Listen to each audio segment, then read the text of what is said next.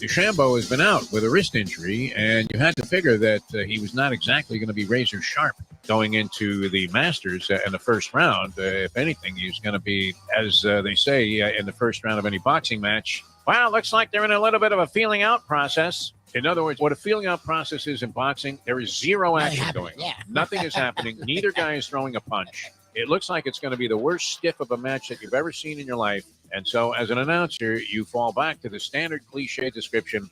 Well, this looks like a little bit of a feeling out process. In other words, you're a lying scumbag, Mr. Announcer.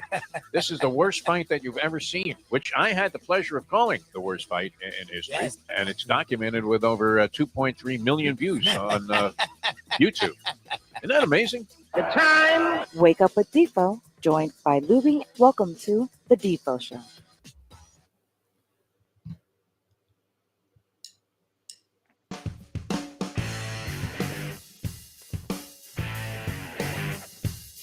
I love the smell of point spreads in the morning. Good morning, everybody. Great to be with you. Jeff Deforrest, Mike Lubie, Lubitz here on Jack Namer's Fine Network, on channel. You can Google the Defo Show, find all of the shows. We've been having a great time of late, and it's always terrific to get to this point of the week where we just completely erase all facades and come straight forward right at you and admit wholeheartedly, I have a problem. I'm a gambler, and I cannot stop, as evidenced by the fact that I tempted the gods of gambling yesterday, Lubie. I really, in an audacious move, the Mustang had schlepped down to Isla Mirada. I hope she stopped in at Jimmy Johnson's Big Chill. I don't know that they did, because she didn't look all that happy when she got back. And she would have been more than satisfied if she had stopped there for lunch. But whatever they were doing in Isla Mirada, her friend Kat and the Mustang yesterday gave me an opportunity to kind of slip away undetected without having to worry about getting into the old Chateaubriand situation of gambling for two, Lubie, where, I got to front the Mustang a couple of sticks, which don't last long when you're playing machines. You can nurse a couple of hundred at a racetrack for a long period of time. Yep. I mean, even if you're trying for, some kind of a score. I mean, I'm not talking about betting like $3 a race. Obviously, you can go out there with $50 if you're doing that. And there's nothing wrong with that. And I have great respect. There are a lot of people at the place that I go that, you look and they're betting dollar exacta boxes and things like that. But they're having a great time. They're sitting there. They're schmoozing with their friends. They're watching the races. They get just as excited as I do while I'm getting buried with my $10 and $15 exacta boxes, whatever. And there are guys, look, I'm a minor player compared to a lot of people also. But when you're going through 300-400 at a session, because one of the dangers of going to the racetrack and being a screen-to-screen bettor like I am, where 4 races are going off in the span of 5 minutes at the tracks that you're playing. Let's see, I was involved in Aqueduct yesterday. Keeneland, of course, a beautiful day at Keeneland yesterday. Almost felt like I was there. And you had a little bit of Laurel mixed in and Gulfstream Park, all on the simulcast. So essentially, I'm playing 3 tracks with an occasional look at a 4th. If it's going to be more than 3 minutes before I get my pulse going again and get another wager down. You can run through a lot of money. If you're not cashing tickets, the key to screen betting is you have to be cashing a lot of tickets. And then every now and then, you got to crush something. And if you do and you get lucky, well, then you walk out of there with a pile of cash. So normally I go on Friday. It's my set-aside time to go to the track there, unwind, relax after doing a week of arduous work here on channel, if you could call this work. And last week was the first time that I went out there on a Thursday, and I got annihilated last Thursday. So that kind of tempered my enthusiasm for going out on Friday. But, of course, Lubie, 888 admitted, I went right back thinking I could make something happen again. And I went through more money than I really cared to, especially at a time where money was a little bit sparse here as we're, rolling out this whole new format and everything. Maybe it's a little bit short of our original expectations, but, it's coming around, which is great. Time heals all wounds, does it not? Time heals all wounds, Lubie. Look how devastated you were after your wife disappeared. Yeah, that was Which fun. did they ever figure out where she went? Did anybody ever find this woman again? Does she still exist, or does it matter? I'm presume alive. I haven't talked to her in See almost that? I mean, 5 look how years. great this is. There's my point right there. How many years ago was that? It was about 6 years ago. It was 5.5 years ago that I moved out. So about They were ready to zip you up in like a plastic bag at that point. I couldn't get you out of your depression. You were miserable. You were, almost cantankerous to the point where I could have had Mike Mayo on one of his moods producing the show. He's actually in a good mood, but he just, I think he likes to, kind of put forward that persona that, he's irritated by virtually everything, which he's still talking about. And this is not good. This is not a good sign for a gambler either, because he's talking about paying off this bet again. And he's going to join us later on as the Gambling Gourmet, Mike Mayo. Okay. And we've been taking some liberties with his good name because I don't know. I mean, it's not preposterous. In the NHL, it is true. Anything can happen. If you are convinced that something's going to transpire a certain way when it comes to the NHL postseason, forget about it, right? Remember when I think it was Pavel Bure when he was with the Vancouver Canucks, and they weren't a very good team. He gave them a run. You had Lanny McDonald, I believe, with the Calgary Flames one year. They weren't expected to do anything. They made a great run. Jacques Martin, remember our coach here that we had for a while, Jacques Martin? Yep. And he left mysteriously. And in fact, were you there that night at the Bamboo Beach Tiki Bar, Lubie? Before when Jacques Martin showed up? Just walked and we're thinking, wait a minute, I seen that guy. There's a guy walking barefoot on the beach. And this was a guy that was always buttoned down. The hockey coaches, pretty nattily attired. They're almost Riley-esque, for a bunch of buffoons from Saskatchewan, right? I mean, you would figure these guys grew up, the only shoes they owned were a pair of snowshoes. Now they got like Gucci suits and, whatever. I don't know. Can you name a brand of shoes that would be like an expensive, popular, stylish brand of shoes? Kenneth Cole, I think, is like a nicer shoe. It's not a super nice. Louis Vuitton for women. I don't know about men's shoes. I don't even own a pair of dress shoes anymore. None. No. Zero. And I have no intention of ever wearing them again. I don't know. I mean, and it's not uncommon now. Was this brought about by people on TV where it's perfectly acceptable to wear a suit and sneakers? Yeah, I don't understand that move. Like, I'm all about, dressing down. But to me, when you dress up, you dress up. I don't get this suit and sneakers. That one I don't understand. I sort of get it, but I'm not sure that it's really, should be so readily acceptable because the floors in those studios are routinely very slick. Yes, and that's so, I mean, you're walking in shoes. I don't know that I ever went down or anything, walking around in shoes, because I feel very awkward in regular dress shoes. And like I said, the only pair I had, I actually inherited from Brett Tester, the agent to the Stars. Because he was being gifted all of these different things, and he had like an extra pair of shoes, much like the Jim Sarney sneakers, which didn't fit me, but I still have them here. I'm looking at them right now. In fact, if I see Mike Mayo later on, I'm supposed to give them to him. Remind me, Lubie, at the end of the show to put those Sarney sneakers in my car. Okay. All right. Because I've been meaning to give them to Mike for a while and see if they fit his feet. But I'm assuming since, listen, Mayo is not a Jewish name, but he is Jewish, and I think we can take that on authority that he is Jewish. So you would think that he would have, I don't want to call it Jew feet because people might think that I'm being disparaging, but that's what it is. I have Jew feet. I really do. I mean, flat as a pancake, wide, spread out wide, and very difficult to get a comfortable pair of even sneakers at this stage of my life. But shoes, just an impossibility.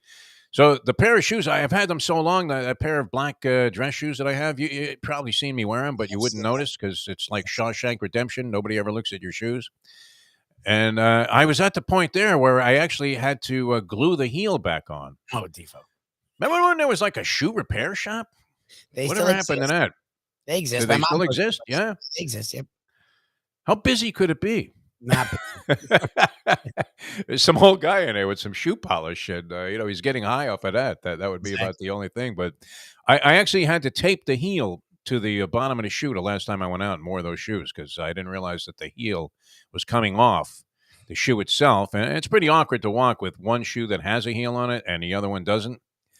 And people ask you, "What happened, man? Is that knee acting up again? I thought you had surgery on that years ago, Defo." Oh my God, dude. I'm fine.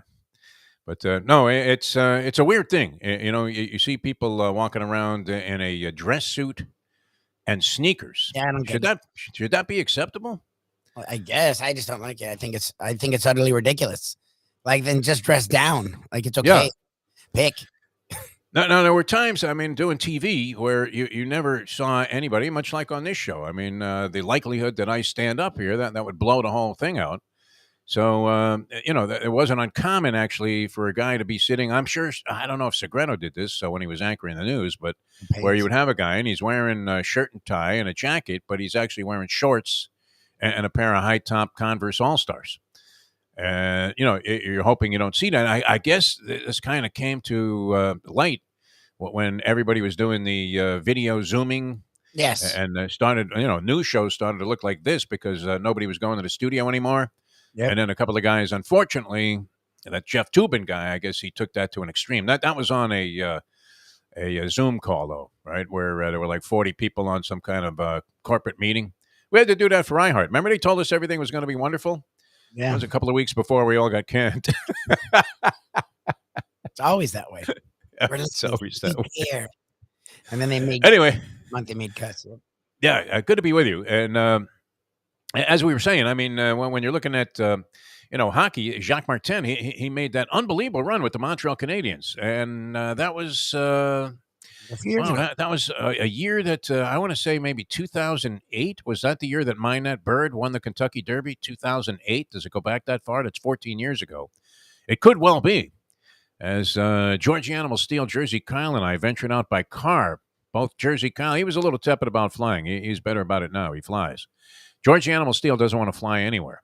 And isn't that odd, right? That a big macho guy like Georgie Animal Steel, he's right about everything. He's a great guy, but, very authoritative in his opinion. And, he'll tell you that you're full of crap. You like a horse, and you say, I don't care. The three's going to win this one for fun, right? Kind of a macho guy. He's, sort of in a construction field, although I think he's sort of in a supervisory capacity now. Yeah. Hey, Mo, get that done, all right? Yeah, no, we need that by noon. Tile flooring, casinos and big buildings and office buildings, making a ton of money, but was afraid to fly. So we end up driving to the Kentucky Derby. Driving. It's crazy, right? I mean, just absolutely insane to make that drive. Because you know what the problem with it is? You get there and you're okay. Then you got to drive back. Yeah, that's the thing is, like, at the end of the trip when you're ready to just pass out, you now have to go drive 15 hours. It's like, okay, I'd get over my fear and just take an Ambien and pass the hell out. Well, I was one of what are those things called? Marinol balls. Jersey Kyle had a friend that had some kind of cancer, and he wasn't particularly fond of eating the Marinol balls to increase his appetite. Now, I didn't realize what it was going to do to your appetite, because I did balloon up after that. Remember that? I weighed like 40 pounds more when I came back from that trip. But I was popping these Marinol balls, which were a very potent form of THC. And so I was out cold the entire trip. It was absolutely great. But during that time, I remember being at a sports bar. We stopped somewhere watching, the NHL playoffs, and I became infatuated with the Montreal Canadiens, who made that run with Jacques Martin, who was, I think, their first-year head coach. Yes. And that is a tendency also. And maybe that'll be something that changes with the Panthers possibly emerging from this first-round playoff series, talking about our Florida Panther hockey team, number one in the league in terms of points, and still being doubted by many.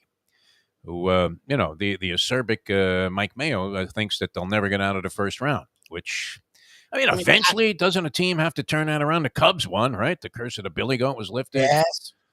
Curse of the Bambino. But I remember watching the Montreal Canadiens, and they were an 8th seed that year, and they were having a sensational run. And so I ended up watching a couple of the games during the course of that trip, and they were great. Panthers, though, anytime they let go of a coach, he usually has immediate instant success somewhere else. And it's true again with Gerard Gallant, who is the Larry Brown of NHL coaches, is he not? Because he's been in a lot of places, and everywhere he goes, they do well. Yep. And now he's got the Rangers, primed. A lot of Ranger fans think that they might do some damage this year. Might do some damage. I don't know that they will, but Gerard Gallant, first year with the Rangers, turned their fortunes around. All of a sudden, they're a high-flying team, and they are laced with expectations going into the postseason. Now, he did a great job, right? The expansion, Las Vegas Golden Knights. What happened there, huh? How did he, how did they sour on Gerard Gallant with the Golden Knights? Is he just some kind of edgy prick that nobody can get along with? Seemed like a decent guy. I mean, he's a real old school hockey guy, right? Right out of the Scotty Bowman, Toe Blake school of hockey coaches, no? He's probably old school and tough. And also, didn't Vegas go take a step back? Like they were in like the Stanley Cup, and then they were good, but they weren't great anymore. I mean, in this world, like if you're not, you have to win the title every year, which is mathematically impossible for one team to win the title every year. But if you take a step backwards, everyone's like, "Oh, we got to get rid of him." So I think that's what happened. Frank Vogel, right? I mean, 2 years ago he won the NBA championship.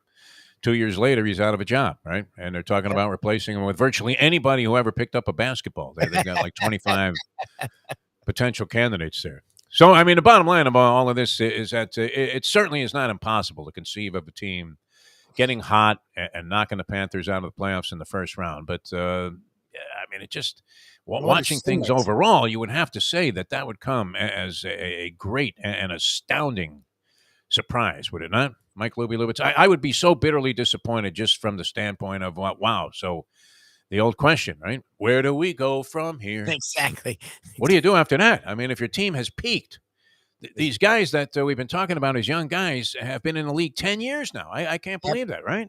Yep. Hoopy Dooby Doo has been in the league for 10 years. Doesn't seem possible, does it? I know. It's crazy. I remember, didn't we have him on the shows when Steve Goldstein was working with us, and he would occasionally get us a Panther hockey player, which nobody cared about? Yeah. And you were thinking, here's 15 minutes of wasted radio. I thought that exact thing. As in broken English, Jonathan Huberdeau would establish that he's a nice guy, but guess what? The team is going absolutely nowhere. So we have all that on the horizon, but that's like still, believe it or not, it'll be a couple of weeks away. Yes. What is on the precipice of taking place? We have 2 games tonight in the NBA. I did want to give Mayo some props here. And he was in a, I don't know, I mean, you wouldn't call it a heated argument, but I disagreed with him 1,000% on his theory that these play-in games was just a cheesy, cheap money grab. We know that obviously it's motivated by cash, right?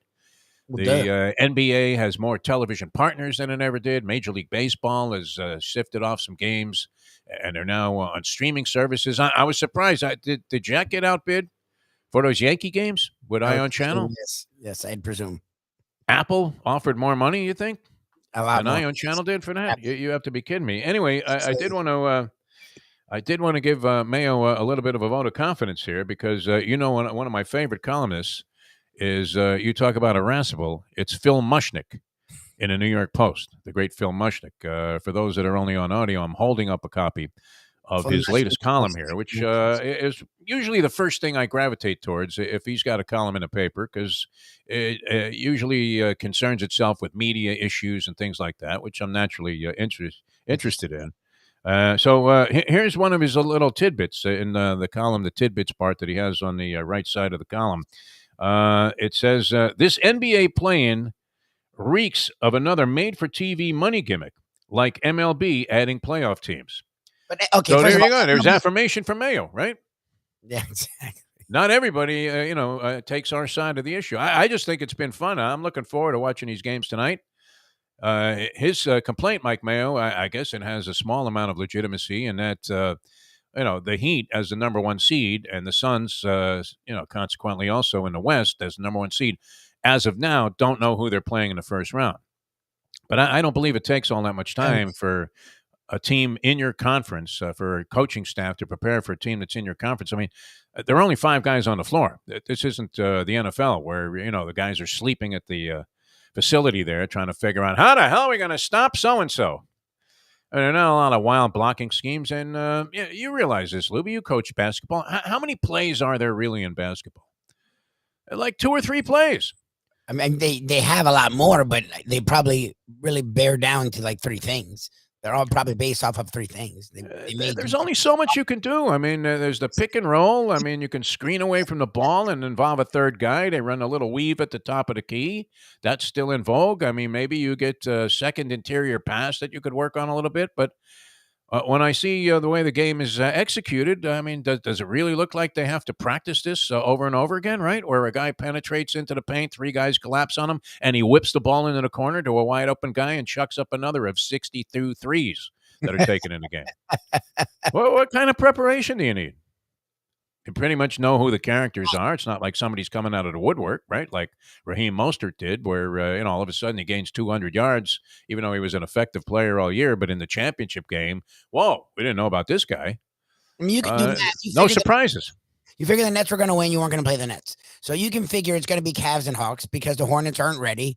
And the reality is the Hawks were in the Eastern Conference Finals last year, and the Cavs are missing 2 of their top 3 to 4 players. So you can start preparing for the Hawks with the idea maybe there's an upset. So I don't agree with Mayo there. The professor said something interesting, and he's like, look, the reality is these playing games usually suck. And if you actually looked at the games themselves, outside of the T-Wolves game, the other games have not been good. They've all been blowouts. So he's not wrong in that regard. It's just for us, this week would have sucked without having something to talk about. So that's why I don't mind them, because it gives you fodder this week. Like, they wouldn't have started the playoffs until Friday. They wouldn't have started on a Tuesday. So we would have had nothing to talk about except for baseball. And right now, baseball's sort of boring at the beginning. So I didn't mind having the idea of playing games and the Nets and the this and that fodder. But, I mean, the games themselves... But I think the purpose of it was different. I mean, obviously, from the NBA standpoint, Lubie, they were looking to make more money and satisfy their television partners 100%. that they added in postseason games. All right. And look, that's part of the business of sports. And the other side of that business of sports is, for the most part, we're getting a massive amount of free entertainment that was never available at this level at any time historically. I mean, having grown up listening to most of the games on the radio, if you wanted to stay in touch with your team, and maybe getting one game a week, that was a real luxury. All games weren't televised then, and you certainly couldn't be in touch with teams from all around the league and all around the country. You never saw out-of-town games except in baseball on the game of the week on Saturday, which, I mean, what kind of a revelation was that for the local fans? Wow, can you believe it? Red Sox Cleveland today. And as a big fan, you couldn't wait to watch that, and you were very happy it was being offered up. But now, you can flip channels and find 17 different games in each sport every night. Correct? Yes. Correct. Well, yeah. And that's a luxury. So, you know what? If this is how they have to do it, if they bastardize a couple of things, for television purposes, for the amount of free entertainment that's being generated for the fans, I'll take the trade-off. Would you not? I mean, that's fine with me. What I liked about it, though, and I think it was also designed, to obviously create a little more intrigue in cities that normally would have been out of it. But, I'm a big believer in protecting the integrity of the regular season and having the regular season have meaning. And it did have meaning in a lot of different directions, right down to the final game of the season, including the Boston Celtics opting to go out and win at the end of the season instead of trying to drop down and get cute, which is another one of our adages here on Degenerate Friday that I think people should abide by, and that is, don't get cute, right? Yep. You're hammering forehands into the corner, and the guy's having trouble getting them back. I mean, don't attempt a drop shot in the middle of all of that when you haven't hit one all night, right? I mean, it might work.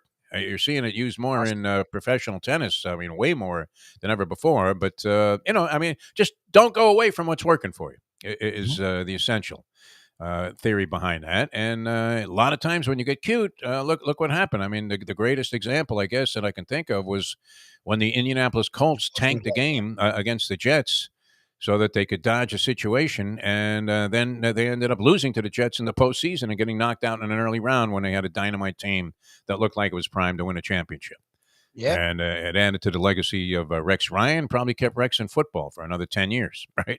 And now, what do you think of Rex as a commentator? By the way, are you a Rex Ryan fan, or you just don't like him because he was with the Jets? I respect him more than I respect Tannenbaum. Like, Rex Ryan says the truth, and I believe him. Tannenbaum says, "Yeah, they shouldn't. Tua is not good." It's like, dude, you extended Mark Sanchez and Ryan Tannehill. Please don't tell me about what they should or shouldn't do with Tua. Go away. Mike Tannenbaum gave a ton of money to Mike Wallace, the wide receiver, and also he's the one that brought in Sue, and I didn't mind the Sue move. Sue move, but they didn't do anything around Sue. They brought in Sue, but tackle wasn't going to turn the team around. Yeah. Well, they just didn't do anything else that would have made Sue worthwhile. So then you shouldn't have gotten Sue if you were going to do nothing with it. Like, Tannenbaum, don't tell me what you're going to do. Like, we all saying what I would do mythically to me matters more than someone who's actually had the shot twice and blundered both away. Like, just shut up. Ryan isn't bad, but to go back to the playing game, my thing is Howard Beck said something interesting, and you talk about protecting, the value of everything. we've tried to figure out how to not tank. When in the last 2 years have you heard the term tank? The Kings are bad, but they're not tanking. The Kings try to draft good or draft well, and they just suck at drafting. Like, they always get the guy. They're cursed.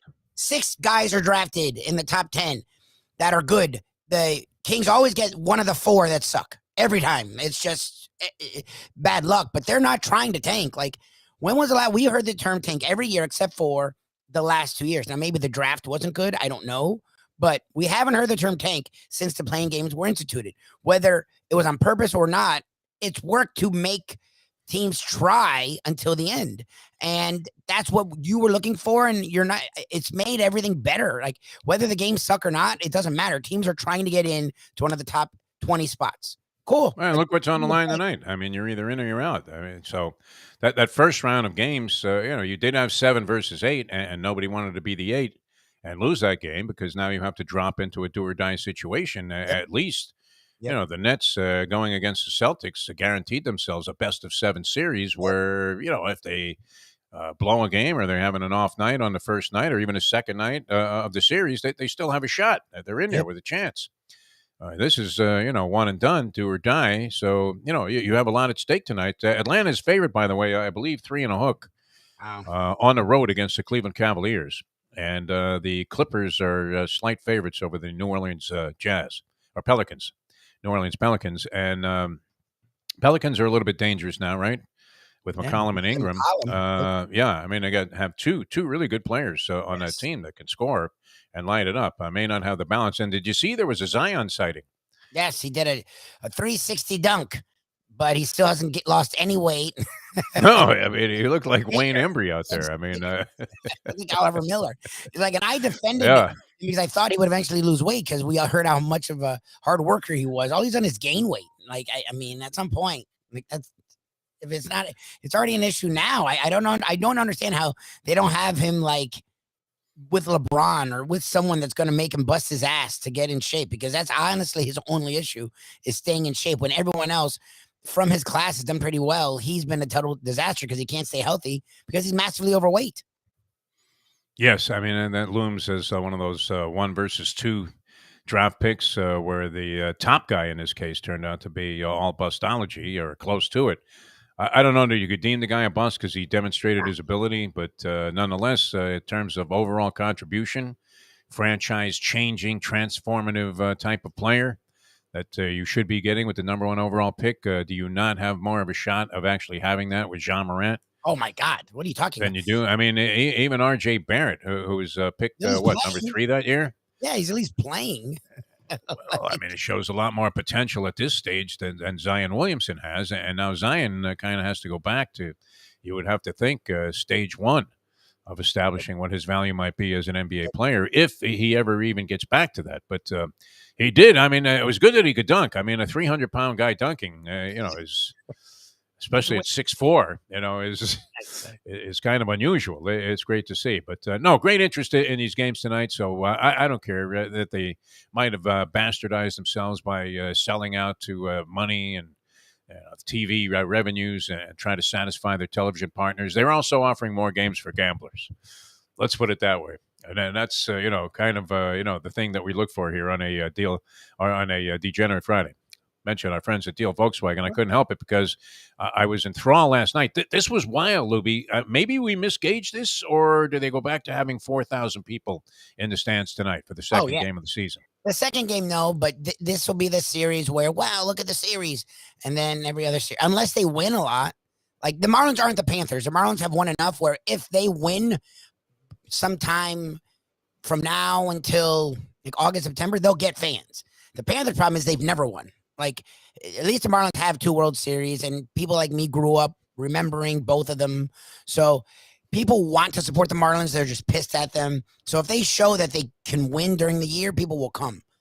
Problem is they have to do that. They haven't done that. Yeah. Well, I mean, we talk about South Florida, where we originate the program from here on Ion Channel, the Defo Show. And, we're broadcasting out of Fort Lauderdale, Florida.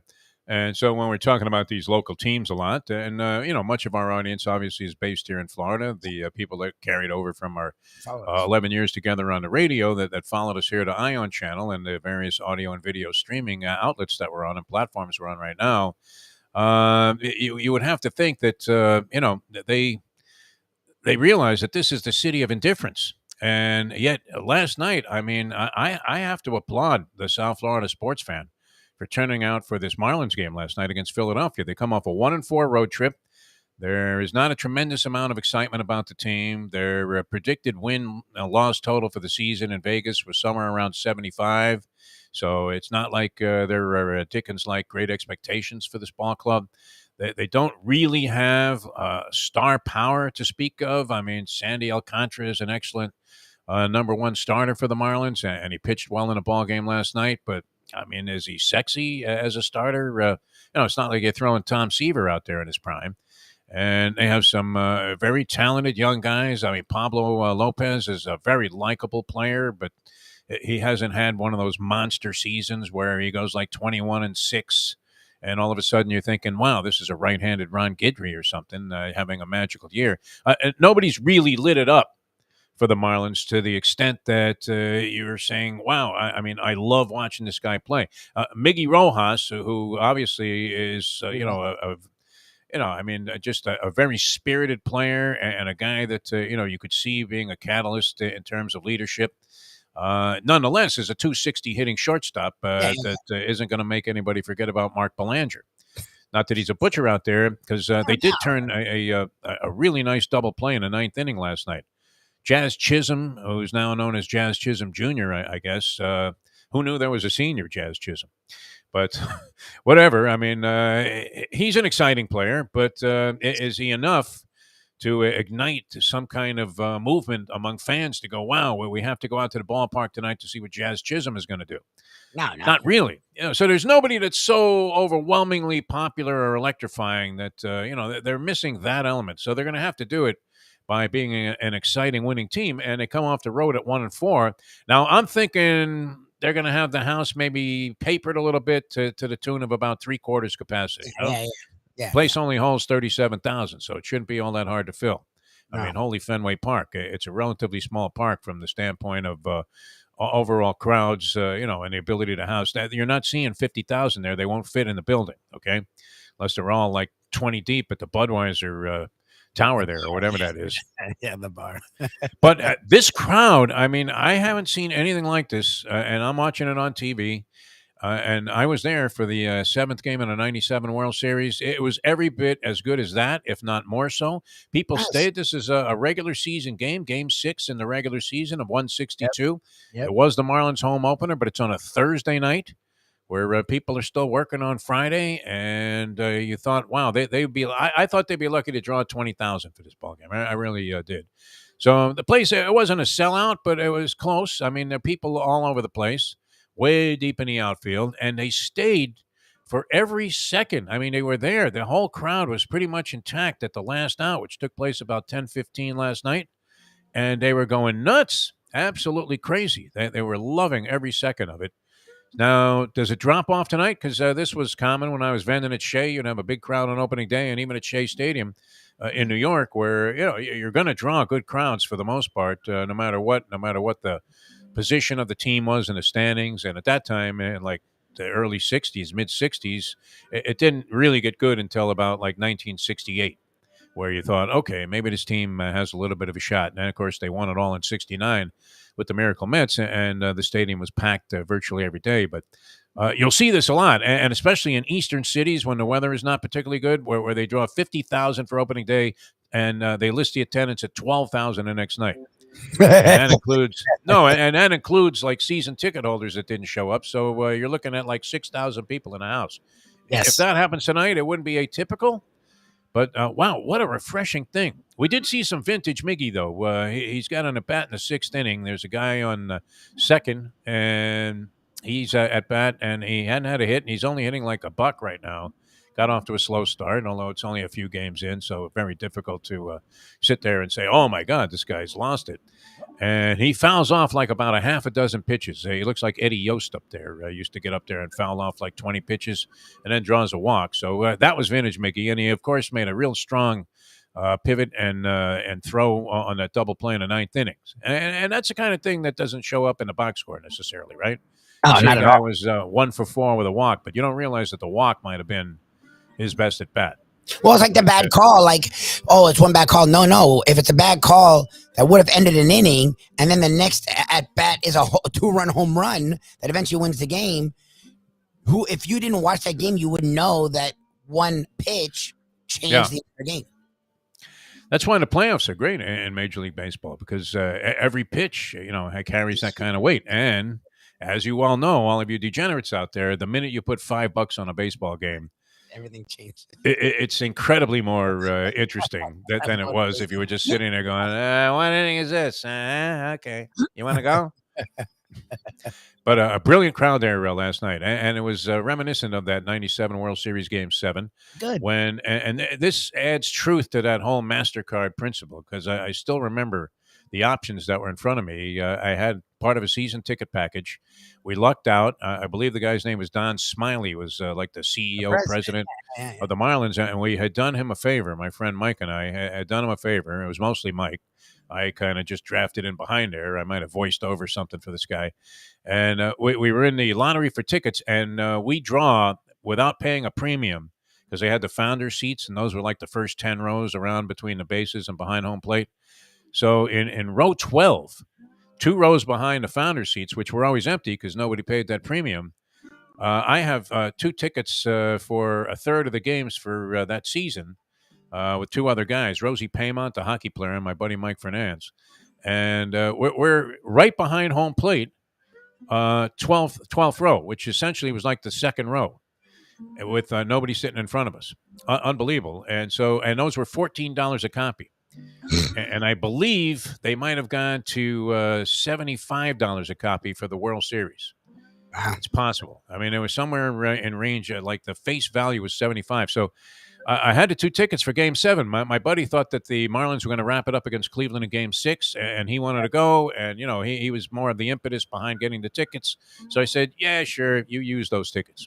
So he goes and watches a very boring 4-1 loss by the Marlins in Game 6. Very depressing, because now Cleveland is forced to Game 7. And you know what's going to happen. The upstart team, then Florida Marlins, they're going to get hosed at their home park, lose 2 games at home, and blow the series. Yes, that's what it felt like. Yep. Al Leiter's on the mound, and he was very suspect at that time. Al Leiter had a really good career, but in 97, at the tail end of the season, I don't know, you would have almost preferred like Anibal Sanchez.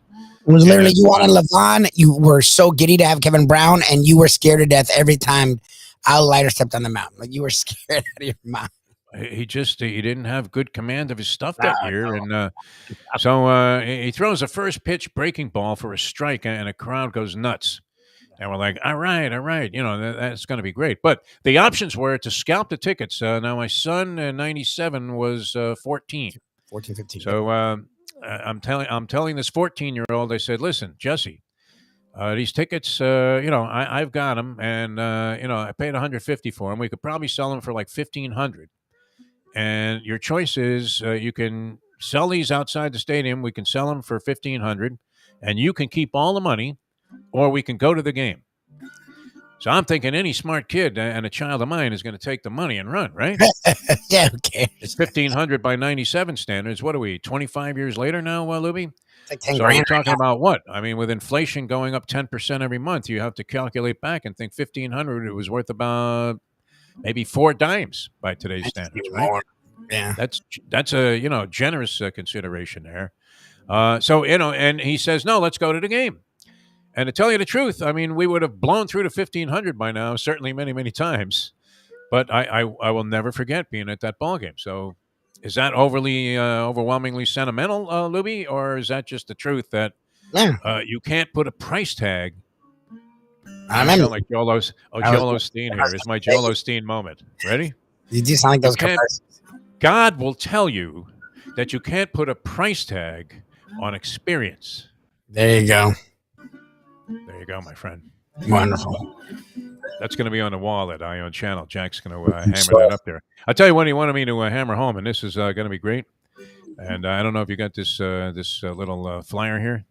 The Cigar Snob presentation. It's April 23rd, and actually, talk about sentiment. The place it's taking place at has some very sentimental value to me, and that is the Surfcomber Hotel. That's South Beach, is it not? That's pretty swanky. Surfcomber Hotel. Now, the Surfcomber Hotel, when I remember it, was kind of, I don't know that it was a dump because South Beach wasn't South Beach then. The very first trip I took to Florida, I came here with a bunch of guys when I was a senior in high school, and we stuffed like 8 guys into a room at the Surfcomber Hotel. And we were at the Surfcomber because it was a fairly modestly priced hotel, naturally. I don't know. It was like nothing, like $20 a night or something for a room. This is had to be 1960. It was 1969, yeah. In fact, I haven't had that feeling here since 1969. Is that where they got that line from in the song? Anyway, this is coming up. Cigar Snob, a presentation of the Cigar of the Year party, Lubie. Gurgles ought to know about this, and it features all kinds of good stuff. Oliva, Melanio, Maduro, very popular brands. And you blend your own Cigar of the Year. It's part of the fanfare there. So they have all kinds of cigars and food and drink. And it's an open bar, Lubie. How about that? Nice. Come on, Jack. How about an invitation here? There you go. So put that on your calendar. And it's going to take place from 8 p.m. till midnight, April 23rd. Nice. Cigar Snob presentation of the Cigar Party of the Year. And you can get more information on that, I would imagine, online. Cigar Party of the Year, Cigar Snob presentation. It's April 23rd at the Surfcomber. And it sounds like it's going to be a whole lot of fun. So check that out. Now, we also want you to check out Hialeah Park. That's just a dynamite place. And we're very excited about this, the boxing on May 7th, and I am going to make arrangements, Lubie. I don't know if you want to join me for this. I do. You and the lovely Shirley. I haven't seen the lovely Shirley in years. And Been a while. Was the last. Oh no, even Keel was the last time I saw her. The even Keel fish shop. Yeah, we're all there. You were coaching a freebie off of a Mayo, I think, on that one. You've already been paid on this bet, so you know what, Mike? You're off the hook. You only have to buy me dinner because you've been buying Lubie dinner every time you've seen this kid. I don't care if he buys me anything. Again, I've told you, I just want to rub it in his face. I don't care if he buys anything at this point. You know what? We should just let him off the hook and say, listen, if the Panthers win that first round series, we just want you put your face in a plate of pasta. I don't care if he buys us food. I don't give a shit about that. He just talks so much garbage about the Panthers. Yeah, just put his face in the whole dish there. We'll go to runway 84 and have Anthony cook up something that's especially laced with sauce. Yeah. Anyway, Hialeah Park's great, and the boxing. I mean, I want you to go, and Frankie's going to take care of us. May 7th, it's the boxing is taking place, and that's by the apron of the track. It's fantastic, and the seats kind of go back. I don't know. I mean, they really. I don't know if they got lucky. I mean, luck is the residue of design, is it not? But the way it's configured, it's just perfect. It really is. It's almost like you're at an outdoor version of the Blue Horizon in Philadelphia where you're hovering right over the ring. I used to love that about the Olympic Auditorium in L.A. It's the same kind of vibe, man. I used to go every Thursday, and I'm telling you, Lubie, no matter what the card was, it was always electrifying to be in part of that crowd because they'd always get at least one big-time war a night going on. Now, you never know what's going to happen in a boxing ring, and that's part of the fun of the game. We've seen big upsets there at Hialeah Park at the fights that we've attended, and this is going to be just a stellar star-laced card of Cuban boxers that are here in the United States now fighting as pros. They've launched their careers. You know, I feel like anywhere from a couple to maybe even like 15 fights. And so they're at the stage. A couple of these guys that are in the main event, they have a heavyweight that is ticketed for stardom, my friends. And I don't think this is going to be, was it Jorge Luis Gonzalez was the guy's name? The MGM Grand invested $5 million in this guy. So in his first fight, fighting for them, representing them, he got tapped on the chin in the first round, went down, and never fought again. There's a guy, and his first name might have been Tim, but his last name was a funny one, Finfrock. Okay. And he was in charge of promoting the boxing cards when they first started doing this at the MGM Grand. I think he lost his job over that one, right? It was like his Brian Cashman moment. Mike Tannenbaum moment, maybe. Anyway, this is going to be sensational at Hialeah Park. And you've got the Kentucky Derby going on that day, champion simulcasting room, great food and drink all over the place. You know what I like, too? I mean, they really run that event, because, if you want to get a drink, they have the bars, the portable bars that they've taken outside there by the boxing ring. And very reasonable. They just refuse to do anything but take care of their patrons and treat them with the kind of warmth that makes you feel like you're part of the Hialeah family. And you'll love it. So circle that date on your calendar. Get your tickets for the boxing. And then maybe we'll be punching away together out there. I'm going to guarantee that I'm out there for that. Yeah, barring something, like getting hit by a truck on the Walk of Life, I'm planning on being there May 7th for the doubleheader, the Derby simulcast in the Champion simulcast room, and a sensational night of Cuban electrifying fighters going to be on display, and also in very competitive matches, as you heard Henry Rivalta tell us on last week's show, and that's going to be great. Get your tickets now, and it's all happening at beautiful Hialeah Park. All right, we're coming back. Wow, it's unbelievable. Already ready for the professor? Yes. This is great. Now, I don't know how he does it. I really don't. I've kind of been involved in sort of sports comedy and parody, for my entire career. Oh, career, yeah. And this guy's coming up with just Every gem week. after gem on Every the week. big board. Every week. And it's not that easy to do, people. So I think, it's catching on as one of the most popular segments anywhere in audio, video, streaming, radio, TV. The professor's big board is on tap here, and maybe a couple of picks. How did he make out in his Aussie rules football? He was crushing it. He started last week again to do well. He did well last week. So he's back on the heater. Isn't it great, though, when, it doesn't work forever, and sometimes it was just like blind luck that went into it to begin with, where you find a new game to bet on or a new game to play, whatever it is, and you have success at it immediately, and for some reason you own it for a while until eventually the gods of gambling get even. Exactly. And you realize you knew nothing about the game. It was that way for me in harness racing. I had some early success, and then I spent years chasing the feeling again as I just continued to get buried season after season, and event after event. And that's where I'm at today, Lubie. Do I go back for my typical Friday day after I did pretty well yesterday? I go back today? Maybe. You're in a weird streak right now, so you're talking to the wrong guy. Like you're like a shooter. Like if it's not working, you're like, I'm just gonna keep shooting. I was a guy who liked to distribute. So if I was shooting and it wasn't working, I would go back to just doing what I like to do and distribute. So can I go there and just play conservatively? And because I worked hard to win a bunch of money yesterday. I wouldn't say I worked hard, but I lucked out in a lot of races. And I came away with about a nickel in profit for the end of the day. It could have been better. I had some shots there at Fame, but in essence, I was never in a losing position from the time I walked in. So do I take that money that I won yesterday and risk it all today? Of course. What am I saying? Nurse! All right, the professor coming up next. The Gambling Gourmet Mike Mayo going to join us here on the program. He's Mike Lubitz. I'm Jeff Deforrest. It's the Degenerate Friday edition of the Defo Show here on Ion Channel, and we'll be back with more in a moment. And the professor. Now that the time. It's 7:48. Tony Segreto here. Let me ask you a question. What do you look for when you go out to eat? Good food, obviously, friendly atmosphere, not too loud, but good energy, reasonable prices, and a place where you feel comfortable. You're talking about the Texas Roadhouse.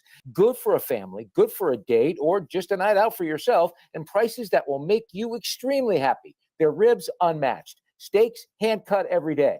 Everything, and I mean everything, is made on site, including their incredible bread. Trust me when I tell you, Texas Roadhouse, your restaurant, your destination when you say, where should we go and eat tonight? From the newly renovated sports bar to the beautiful bayside views captured at the Tiki Bar, Jimmy Johnson's Big Chill has it all. Located at mile marker 104, the Big Chill also offers waterfront dining while experiencing breathtaking sunset views of the Florida Keys. It's simply the hottest spot in the Keys to cool off. That's Jimmy Johnson's Big Chill at mile marker 104 in Key Largo. For more information, call today at 305-453-9066. Any time of year, things can happen to your home or business, and the insurance company can be your friend, but they also can be your enemy. Horizon Public Adjusters, Justina Testa, are here for you to help this process go so much easier. 7 to 10 times more money recovered with a public adjuster than if you went on your own. If there's no recovery, there's no fee. Before you call your insurance company, call Horizon Public Adjusters and Justina Testa at 954-809-8752. How many gamblers did I bail out last weekend with my game of the year? $100 better made $10,000. A $500 better made $50,000. Well, I got 6 games on Sunday that I'm releasing absolutely free. These games are a burial, a blowout, a human lock. You can bet your unborn children's children on these 6 games. I believe. We now return to the Defo Show.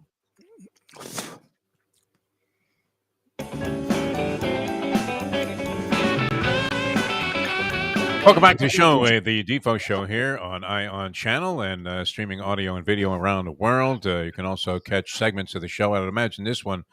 Is it permissible on 5 Reasons Sports Network, Lubie, or do you have to get this by certain censors and people that would be administrating whether or not it was in good taste? But it's been great, and having done this for a long time, I mean, been involved in sports parody and comedy and whatever. I have to say that this is the most exciting segment. It started years ago. I mean, the derivative, might have been from the power rankings that the professor used to do with us on the radio, which were spectacular. And now with the professor's big board, we welcome into the show the guy that's got the most popular segment on the program, and that is the professor himself. Professor, how are you, my friend? I'm excellent, Defo, and you can tell your editors it will not be in good taste. So we would expect no less here on ION Channel on a Degenerate Friday. That's for sure. Now, I would imagine, too, I mean, you had to be excited about the announcement that J-Lo and Ben were going to tie the knot. And I think the only person with more rings than Jennifer Lopez is like Chuck Nevin. I think he had 5 or 6 NBA championship rings. She's had like 5 wedding rings on her finger in the last 10 or 15 years. That's it. That's a good sign, right? Like when she's been married like 9 times, including, let's be honest, including the mostly dudes who she's just going to push around because she keeps marrying like her backup dancers and her chefs and things like that. You can tell she's kind of a bossy woman. Like she likes wearing the pants in the family. Yeah. Much like Giselle. Yeah. No, okay. So where does that leave Ben? Much like Tom? Where does it leave? It leaves him as a terrible actor and an even worse director and writer.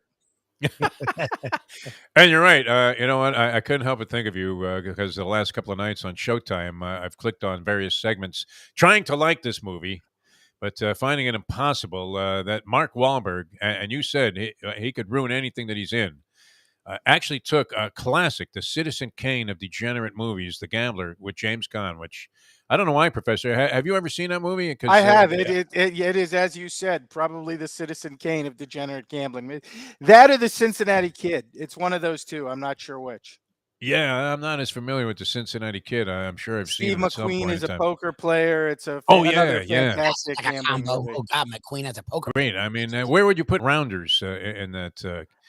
I would put Rounders as like a probably the best of the modern degenerate movies. There's some elements to Rounders, including clearly that Malkovich had made up the Russian accent like 30 seconds before they started filming the movie. He does alligator blood. Yeah, I mean, no, he must have just needed a paycheck. There's some things to Rounders that are kind of so bad they're funny, like especially Malkovich's accent. But I would say, all in all, a very solid one, probably the best of the modern pack. Certainly better. Yeah, certainly better than that piece of crap with Pacino and McConaughey that you love so much. I like that movie. I mean, it wasn't as good as Rounders. Rounders I'm was very terrific. aware you like that movie. I'm telling you, you have bad taste. Pacino was a bit, I mean, he also was in need of a check, obviously, desperately at that point. That wasn't his greatest portrayal. I always like Renee Russo. I waited on her a few times at a restaurant in L.A., and she couldn't have been any more humble or delightful. And this was before she made it big as an actress. She was like a top, like, cosmopolitan cover girl model, but a very lovely young lady. So, that kind of enhanced the movie for me also. I was having this conversation the other day, and we couldn't decide. Was it Scent of a Woman or Heat, where Pacino decided, I'm just going to randomly start screaming at some point Heat. during the movie? Yeah, because Heat. that's acting. Yeah. You're not going to watch my TV. She got a great ass, and you got your head all the way up in it. Like, he just starts randomly screaming dialogue. Yeah. And that is the Pacino of the last 20 years acting form. Yes. I mean, he's found a formula and it's working for him, much like you have with Australian rules football. Now, would you say this is a case? Because it happens from time to time. I don't know. Maybe I didn't have great luck out of the chute betting highline. I did make some scores there, but overall, I did. And it was the worst thing that ever happened to me. Yes. That's the problem. Right. Yeah. Because I remember you had a pocket full of tickets. The first time I met you, and I thought, wow, I love this guy. I mean, I don't know any sicker degenerate than a guy who, on his way to work, stopped in at Dania Highlight to lay out a couple of sticks on the matinee. That was fantastic. Yeah, I mean, it's not a proud moment, but I love. No, if you had dead fish in your pockets, it wouldn't have been as much of a surprise as dead highlight tickets. It's weird in that I have very typical American sporting tastes. I love football. I love basketball. I like baseball. I don't necessarily love it. Soccer and hockey are for foreigners. But for whatever reason, highlight clicked for me the minute I saw it. The very first time I saw it. I can probably blame the great Joey for my love affair with highlight. I'm sorry to see it go, but it was doomed the last probably 5 to 10 years. It was still playing, so yeah, it is what it got is. Quiet in there. Yeah, it definitely did. And then there was my religious epiphany that happened at a highlight front on Dania Highlight when they first introduced simulcasting. Oh yeah, the simulcast seller, and I had the realization, and it's still very vivid for me that wow, I mean, this must be purgatory. And hell is the same room with these same people, only without the ability to bet on the races. I was going to say hell is the same room with the same people, but you only get like Charlestown or some really crappy track. You only get one track and it's pure garbage. Hey, Mo, who do you like in the third at Beulah? Yeah, exactly. Or better yet, honestly, you get the Meadowlands, so it's like half Jugheads and then half crappy racing. Yeah, I'm not sure what to make of the Meadowlands. I mean, that's the epitome, I guess, of the harness racing circuit. But nonetheless, it looks pretty crooked to me. I still see the name Abatello somewhere in the program every time I look at a race there. And then you watch the Fugazi fashion in which the races are conducted, and you're thinking, what the hell is this? Who's the commissioner of this sport? Roger Goodell? Here's me in harness racing.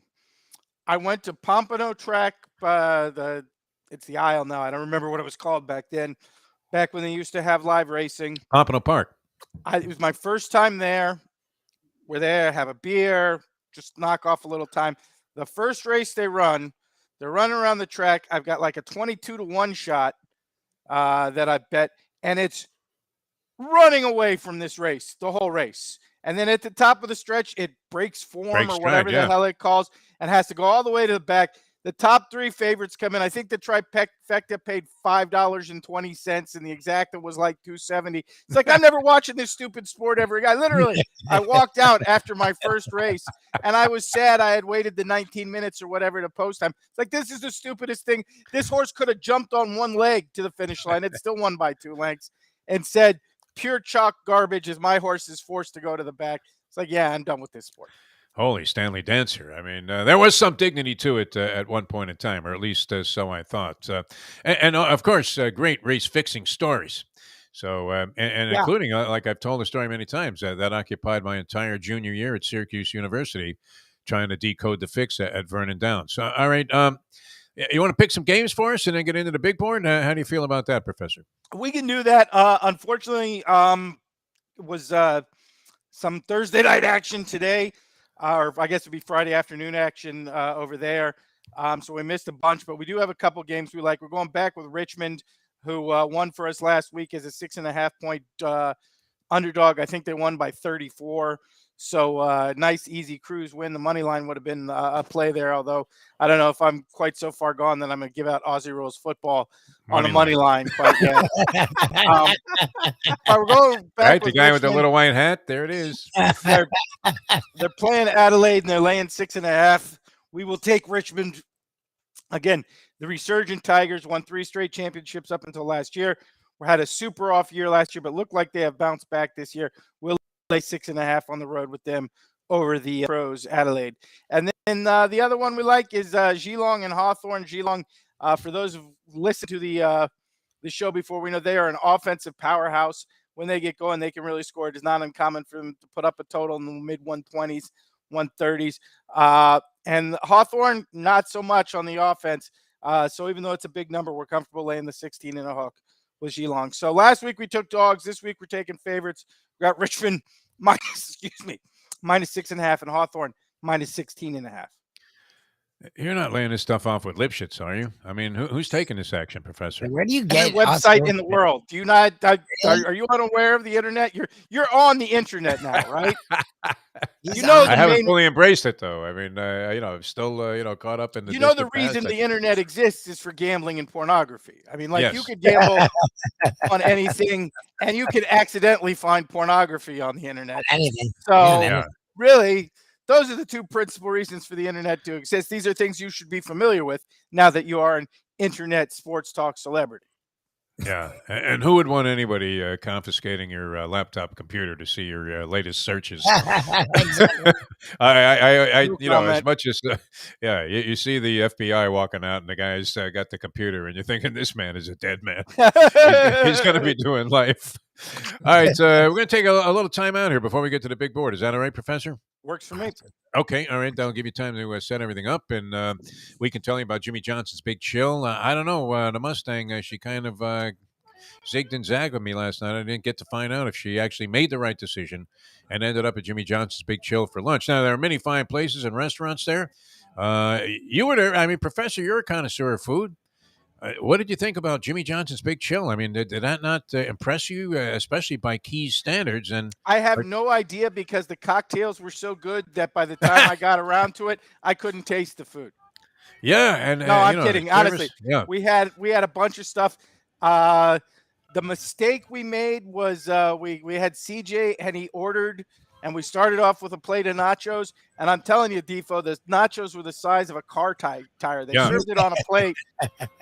I think it was about 3 feet in diameter, and it was fantastic. But bring multiple people, or don't order the nachos for one person.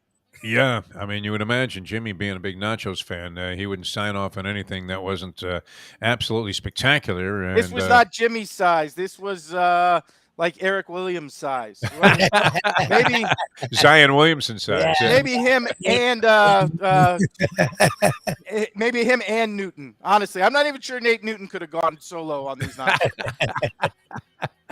All right, well, head on down to Jimmy Johnson's Big Chill. You can have the same good time that we did pretty much any time. Mile marker 104 Key Largo, Overseas Highway. They have accommodations. They're outstanding. Absolutely top-notch, 5-star. And, even beyond that, because the whole feeling that you got staying there was just absolutely sensational. Couldn't be any more relaxing or spectacular. JimmyJohnson'sBigChill.com is where you get information on that. That's somewhat limited, so plan in advance and make sure you get online and make those reservations. And food and drink anytime. Great place to watch all the sporting events. So you have USFL action. Are you going to get into that, Professor? Yeah, Ken was joking. USFL. We were talking about this last night. I don't know. You don't stoop to that level? I mean, thought about it. Even a sick degenerate like you? I have tried it with these minor leagues that we've seen over the last few years, and it's bad. I mean, it's rough. Lubie and I learned when we were calling some minor league football games. Here's the thing. There's a lot of dudes at a lot of positions who are really close to being in the NFL, and you'll see a lot of them in the USFL. Defensive linemen, corners, running backs, wide receivers. There's a lot of dudes that are basically one break away from maybe even starting a game in the NFL.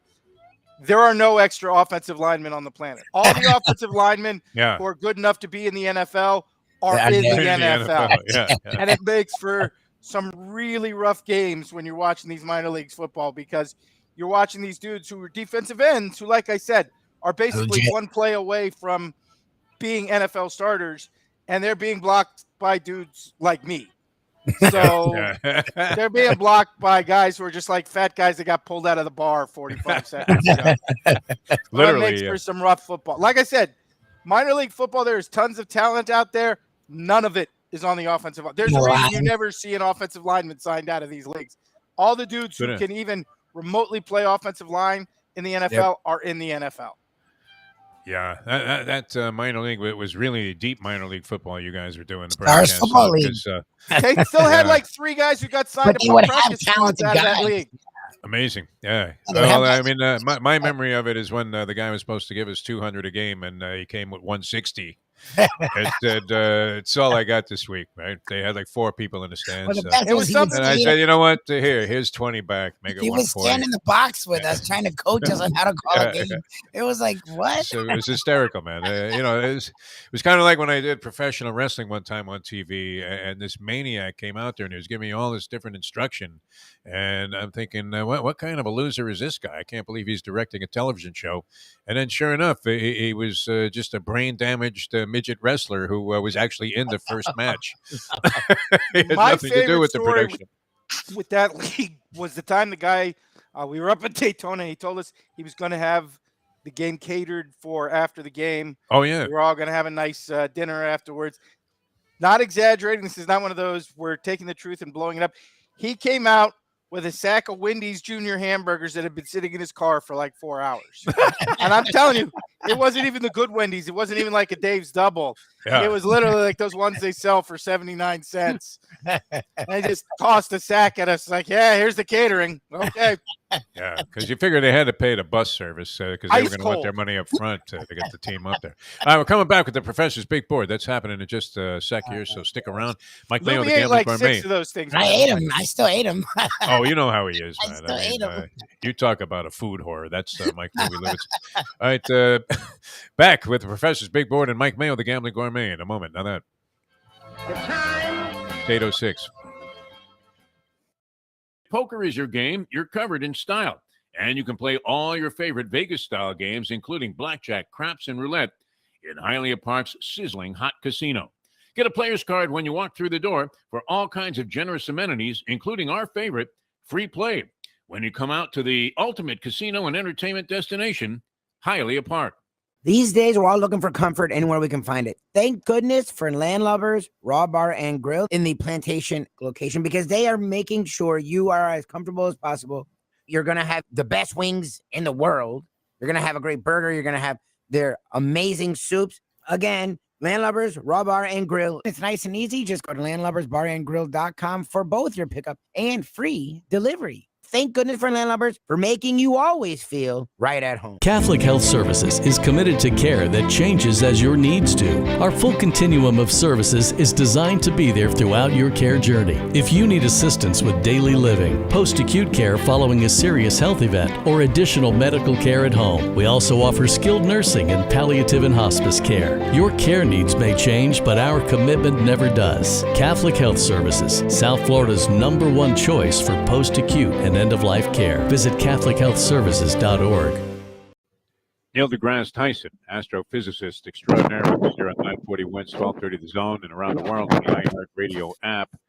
Now, you do a lot of podcasting, and you're very diverse in the things that you cover, including one with basketball star Kyrie Irving. You know, we picture Kyrie Irving lighting incense and chanting Nam Myoho Renge Kyo. What was it like? I mean, the conversation with Kyrie Irving, especially in matters of astronomy.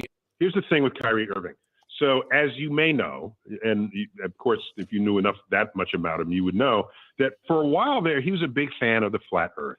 And so my response to that is, by the way, we care about Kyrie Irving because he's good at basketball.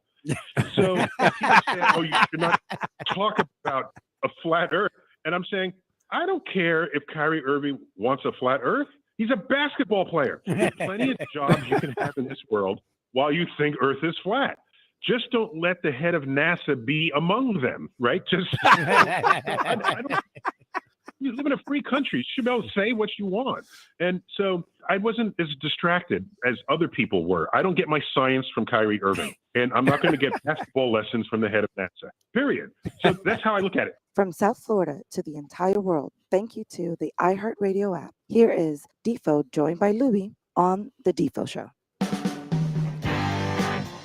Welcome back to the show, a Degenerate Friday edition of the Defo Show. Jeff Deforrest, Mike Lubie, Lubitz here on Ion Channel. Google the Defo Show. You can catch us on 5 Reasons Sports Network, and also After Hours with Defo and Lubie on the Believe, that's BLEAV network. And then later on, it's great. We're going to have the Gambling Gourmet, and you can catch the Gambling Gourmet noon to 1 and archived on the Odyssey radio app all around the world here with his fine edition of Mike Mayo's Lunchbox. But speaking of fine, and this has become the show stealer.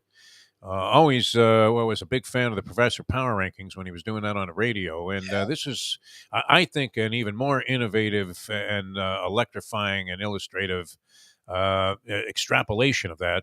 As I don't know how you devised it and how you're able to keep it going, but it's material that borders on brilliance if it isn't there already.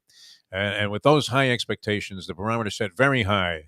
We now present the professor and the professor's big board for this week.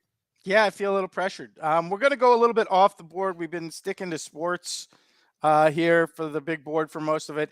And let's be honest, with the NBA playoffs getting ready to start, but not actually starting, Major League Baseball that nobody cares about, and the fact that they moved the World Cup to like November for some reason. There's just not a lot of sports to talk about this week. We already ragged on the Masters, and it was terrible to watch. I think Scotty Scheffler is still thanking God from the podium. Well, that went on for like 3.5 hours. He got annoying real quick. Yeah. So we're going to go off the board, and we're going to do a little South Florida tradition this week. And Defo, if you were within, well, you basically live next to the beach. If you were within like 6 miles of the beach this weekend, it was exceptionally annoying because the world's most jackass music festival, Tortuga, which I think they're holding like every 4 months now, or at least it seems like it's going like that, was once again back and had the beach totally packed and full of ridiculous people. Like it does every time. So we're going to talk about that this week, and that'll be the subject of this week's big board, which is the big board of the world's strangest music festival. And I say this as someone who does not go to Tortuga because I find country music incredibly annoying. Yes. And country music fans even more annoying than the music itself. So I'm not your target demo, I freely admit it, but I find this particular music festival very strange. And we're going to go through a little bit of the history here, which is number 5.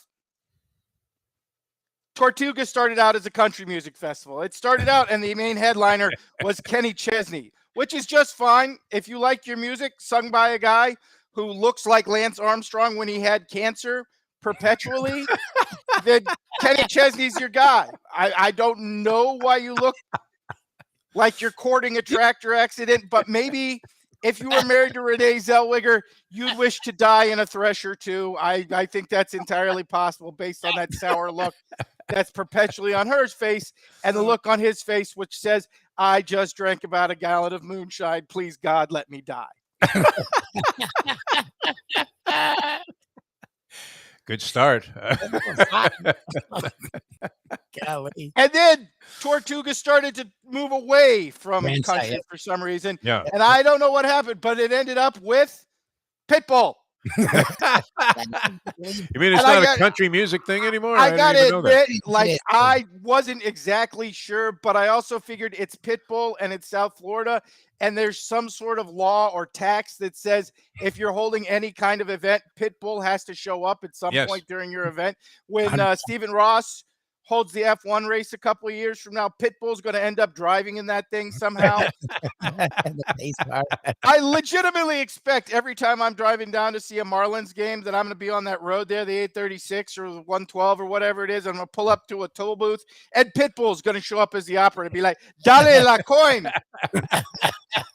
buy Budweiser.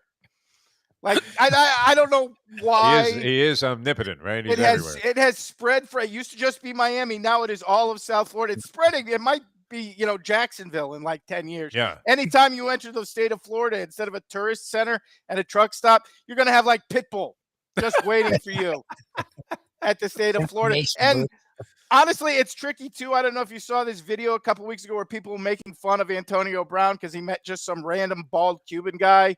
Yeah. And he thought it was Pitbull. Like everybody was laughing at Antonio Brown to that. That has happened to me. I was down at Vizcaya for Art Basel like 7 or 8 years ago. And the guy bartending, I swear to God, was Pitbull. There's like 300 guys, like 5'3" bald Cuban dudes wearing the sunglasses who look exactly like Pitbull, laced all over Miami, so that anybody who comes to Miami actually believes they met Pitbull.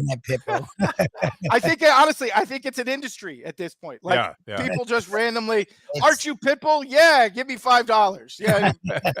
So everybody can come home from a Miami. I think he was selling a rapist outside the FTX arena there, FTX arena or whatever right? it is. So everybody who ever comes to Miami can come home and tell the story about the time they met Pitbull. It's an industry at this point. All right. I mean, you're rolling. You're rolling, Professor. Keep it going. So we're going to go to this year's lineup, which featured some interesting people. This is perhaps my favorite. Number 3, Travis Tritt, who is now like full-on MAGA guy. Someone observed he doesn't have dreams. He has movies with that forehead of his. And I don't know if you've followed Travis Tritt over the last few years. And the answer is no, really. You haven't, because nobody on earth has. The guy's been around since like the mid-1980s, and nobody can name a song of his. But if you know anything about Travis Tritt, he is like full-on disciple, not of Donald Trump, but of the My Pillow guy. Like he is full on QAnon. The election was stolen. And I don't mind any of that. Like you can do whatever you want. You can wear the red hat. You can use it to disguise your gigantic forehead, which Travis Tritt honestly should probably do. But the thing is, he's also one of these guys who like lectures people on their morality and how they should live their lives. And if that's the way you choose to express yourself, that's great. But I don't want it from a guy whose face just screams, hey, baby, let's come back to my tour bus. I got an 8-ball of cocaine and enough 1980s VHS-based pornography to last us all night long. I'm sorry. Look at the face of this man. This is a man who has seen a lot of 80s porn with extra genital hair on. In fact, I would say that's kind of how he decided his whole look is just, hey, let's throw in as much hair as possible, just like the VHS cassette porn I like. It's too bad that the promoters of the event, the Tortuga Festival that you're alluding to, PR? I know. Yeah, didn't let you do the publicity on, especially Tritt. You would have misspelled with a W instead of the R. All right, very good, Professor. Great. I mean, and points well taken, no doubt about it. And again, now I don't know anything about country music. I don't know anything about modern country music in particular. When I think country music, I think like Waylon Jennings and Willie Nelson, Johnny Cash, Christopherson, Johnny Cash, guys like that. These new guys, which are all just product placement, they sing songs about I was driving in my Chevy truck with the man step that converts into a table while drinking my Bud Light with lime beer and my Wolverine work boots. And using Black & Decker tools. Yeah, I think I just actually wrote the next Luke Bryan song. Everything is goddamn progress. So this was the headliner this year, who is a guy I've never heard of, but you got to see this thing to believe it. This, ladies and gentlemen, was this year's Tortuga headliner, Luke Combs. Now, I got to admit, I've never seen Luke Combs. I've never heard a song by Luke Combs. He looks like a special teamer for the Dolphins. Incredibly talented. Doesn't look like a special teamer for the Dolphins. He looks like a guy who's hanging a barn in Amish country somewhere. He may be phenomenally talented, but I kind of miss the days of, untalented, good-looking guys like Billy Ray Cyrus. That I didn't approve of it, but I got it. This guy looks like he should be selling bait in the parking lot of a Larry the Cable Guy comedy show outside the Lake of the Ozarks. I don't care how good a singer he is. You can't tell me you're not just sitting there watching this guy, but He's not even ugly. He's just really strange to look at. He's just a very odd-looking human being. I can't see how you would ever get past that. That's brilliant. Yeah. I get all of that. I really do, Professor. That's like that. Spot on, as Gordon Ramsay would say. Looks just like the guy at the bait shop. Really does. He doesn't look like a guy at a bait shop. He looks like a guy who makes bait at home and brings it to the parking lot to sell it to you. I got a new lure. Yeah. Yeah, exactly. He's like the rogue bait salesman. What are you talking about? Got an 8-pounder on this one yesterday. Yeah. Caught me a catfish big as my arm with this. Went home and baby cooked it right up. Jesus. Head and all. I'm saying that one of the see you're laughing, but you know that I'm right. That's what you nailed it. Oh, you nailed it. You nailed it. And you couldn't have epitomized it any better. Yeah. The most mysterious thing about this year's Tortuga Festival, Defo. And honestly, I don't know how this crowd deals with this back and forth combination. But that's our number one. And that question is, who the hell does Nelly owe money to? I love that Nelly's always at these things. Did Nelly think he was going to Miami, going to South Beach, and got lost on the way to Tortuga? Does he owe money to the Crips and Bloods, or worse, the IRS? Because between the two, I think I'd actually rather owe the Crips and Bloods. They're more. Yeah, no, you got a better shot there. I know from experience. Or better question, like, how much money did Nelly lose on the Charlotte Hornets? How much money did Michael Jordan screw him out of when Nelly was partner with that basketball team? Like, honestly, and you're telling me you can't go from Sasquatch in the last picture to Nelly, and that's not an odd transition for the crowd? I didn't go from that guy to Nelly. Like, honestly, what drugs? Is it fentanyl? Is that what it is with the kids these days? Does that allow you to transition from that guy to Nelly within 30 minutes of each other and think that's a normal music festival? This would be, at least when they used to have normal music festivals, it sort of stayed on theme. Like Ozfest, Cat Stevens and James Taylor didn't just randomly show up in the middle of the show. They didn't break out. James Taylor break out from Wu-Tang Clan to gospel music in the middle of a concert. This Tortuga movie, I think maybe it's heat exhaustion. Like, if they get there, everybody slugs down booze and sweats in the heat, and so they're so demented by the time night falls that they don't even care. It's just music. Yeah, you could see a lot of those things being in play for sure. Right? Thematically, none of this works together. No. And everybody got their pocket picked while they were there. Also, they had some, I don't want to say gypsies, but, some people running around. I guess they were stealing cell phones out of the back pockets of the girls that thought it was a country music festival and were wearing those shorts where everything, their cheeks and their cell phone, happened to stick out substantially. That may just be an excuse because they left their cell phone on Travis Tritt's tour bus. Professor, I think you've done it again. Yeah. Let's go back to my bus and discuss how the election was stolen. Another killer edition of the big board, Professor. Yeah. And that is this week's big board in celebration. I didn't think you could do it. I mean, of the Tortuga Music Festival. Be overwhelmingly amazed at your ability. An event, by the way, in case you can tell, that I do not attend. Nor would you be invited. I mean, if they spotted you there, they might throw your. Can you imagine spending like $500 for tickets on that thing, having to sit in 4 hours of traffic to go the last mile on Sunrise Boulevard, and then that Luke Combs thing shows up on stage? Yeah. I'm not saying I understand what happened with the Las Vegas shooter, but I'm just saying I kind of get it. Give me my man Pompano Beach's own Sean Davis and the Black Ties at the Pompano Seafood Festival, which I'm hoping as a restaurateur we can cop some free tickets to. And if we meet up there, I'll give you that stick that I've owed you for the last year off that golf bet that I made. You know what? I love the Seafood Festival. It is one of my favorite events. The food's great. The music's always underrated. But I got to say, in case the people, the fine people of the city of Pompano government are listening to this, why the hell did we move it to the park? Stupid. It made so much sense to hold it at the beach. It was great on the beach. It's so great. Why did we build 10,000 parking spots on the beach if we're gonna move it to the goddamn amphitheater park where there's no sea visible from anywhere? The beach was No, great. I'm with you. I mean, they redid that amphitheater. I guess they use that as a stage It's a for nice some of the park. music. Yeah, You know, I coach park's Little League. beautiful. Park's a I great park. coached Little League football at that park. We had our flag football at that park. We had a great time. It's a great park. But if you've got a beautiful beach and you're having a seafood festival, Yes. why the hell isn't it at the beach? And it was a great setting, at night, no matter what the temperature was, you'd be out there and the band was in the band shell there for the final performance. Okay, I got to Usually ask. it was pretty good. Yeah.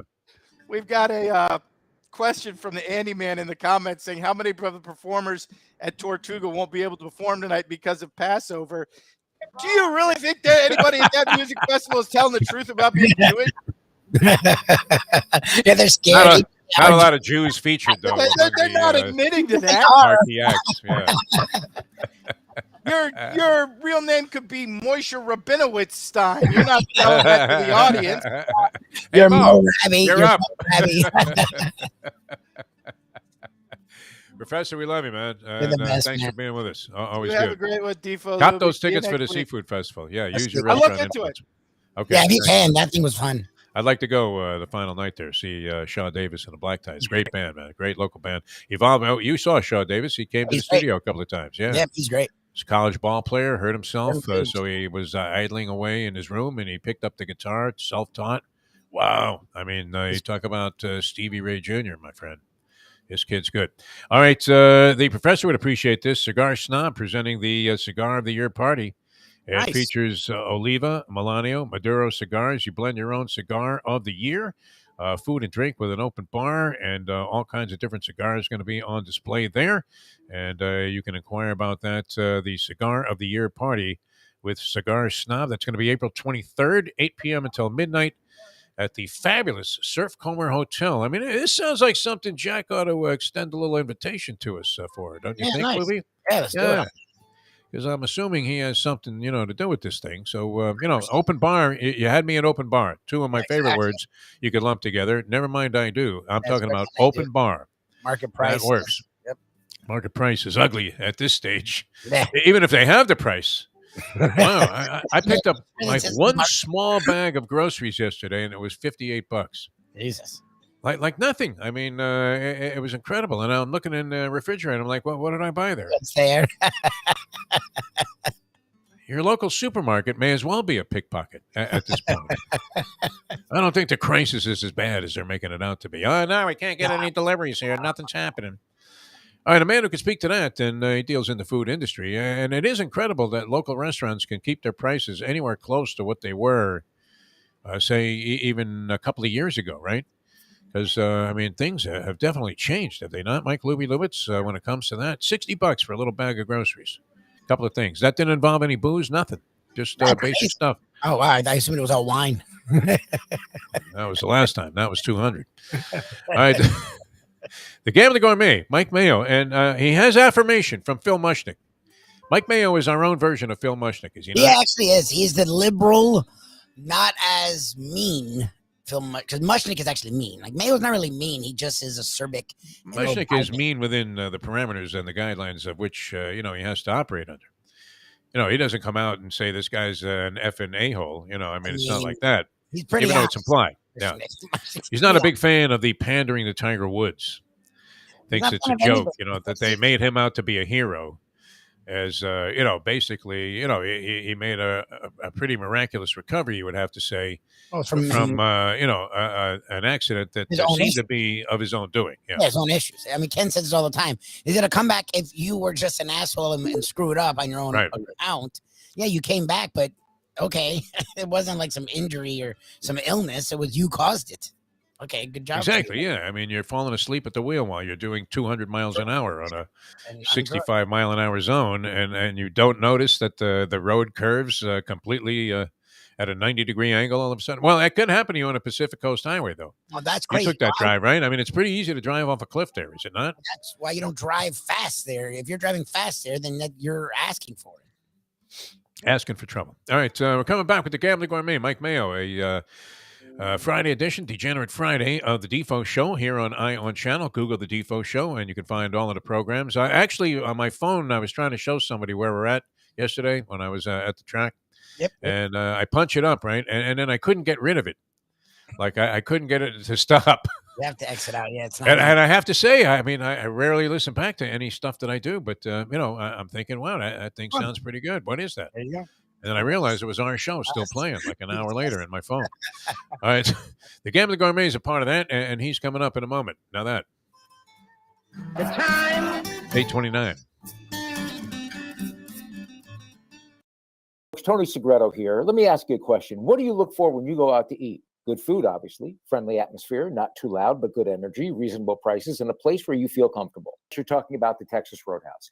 Good for a family, good for a date, or just a night out for yourself, and prices that will make you extremely happy. Their ribs unmatched. Steaks hand cut every day. Everything, and I mean everything, is made on site, including their incredible bread. Trust me when I tell you, Texas Roadhouse, your restaurant, your destination when you say, where should we go and eat tonight? From the newly renovated sports bar to the beautiful bayside views captured at the Tiki Bar, Jimmy Johnson's Big Chill has it all.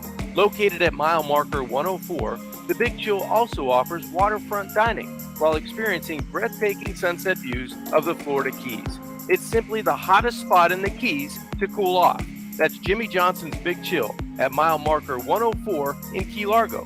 For more information, call today at 305-453-9066. Any time of year, things can happen to your home or business, and the insurance company can be your friend, but they also can be your enemy. Horizon Public Adjusters, Justina Testa, are here for you to help this process go so much easier. 7 to 10 times more money recovered with a public adjuster than if you went on your own. If there's no recovery, there's no fee. Before you call your insurance company, call Horizon Public Adjusters and Justina Testa at 954-809-8752. Mike Mayo, the Gambling Gourmet. Vegas, a lot of very expensive propositions. Yeah, and but at the end of the day, you know you're going to be blowing through cash, and if you actually end up hitting and breaking even, it's the best feeling in the world. Right? What do you consider even? I mean, how much in the negative do you consider breaking even? Like, if you lost less than 500, do you come back and report that you broke even? Let's see. For Vegas, I don't like to admit defeat in gambling, even though obviously no gambler does. Buried my entire life. Yeah. But no, I mean, if you can get your airfare on points and then have some sort of deal with your comps for a room that's a little cheap, if you get out for a full Vegas trip for under $1,000, that's breaking even.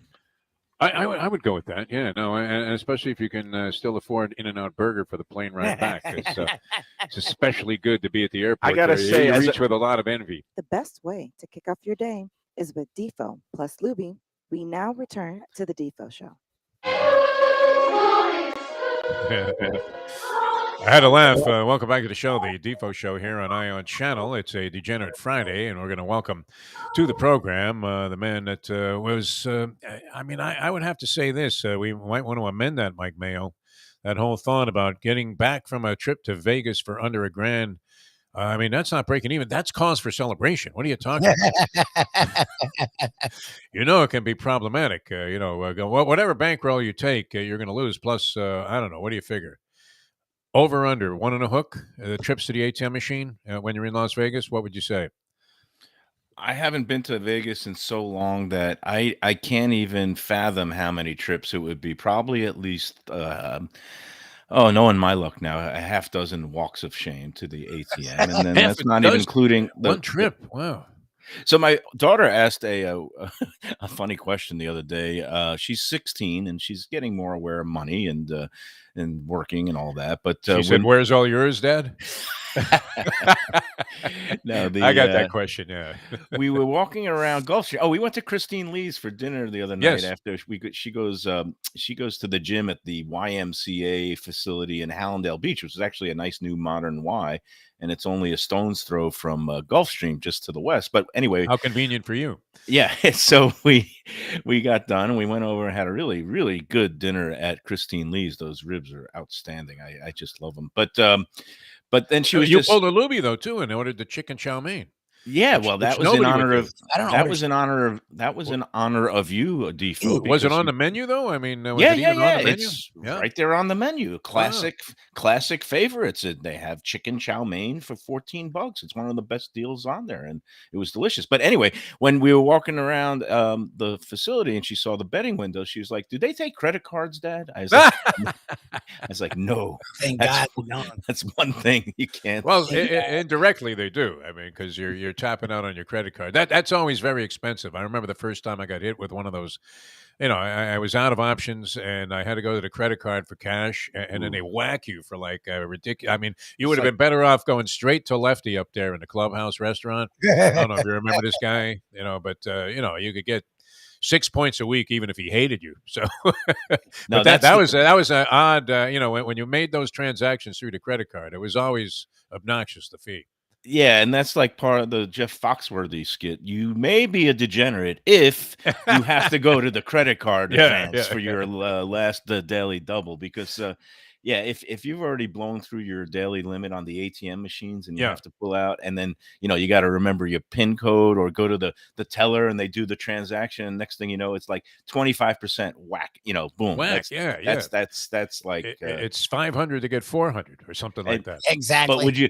But would you ever say, "Nah, it's not worth it. I'm not doing it"? No. Well, and plus you're losing your ass as you're doing this move, which shows you how criminally insane the mentality and the composition of the minds of most degenerate gamblers actually is. Because think about that. You're getting buried. I mean, it's going badly, right? I mean, this tends to go in runs like NBA games, right? Where you're going to have a bad streak, and you hope to be able to sustain yourself, and then when things start to go your way, as was the case for me yesterday, in an inadvertent trip to the track.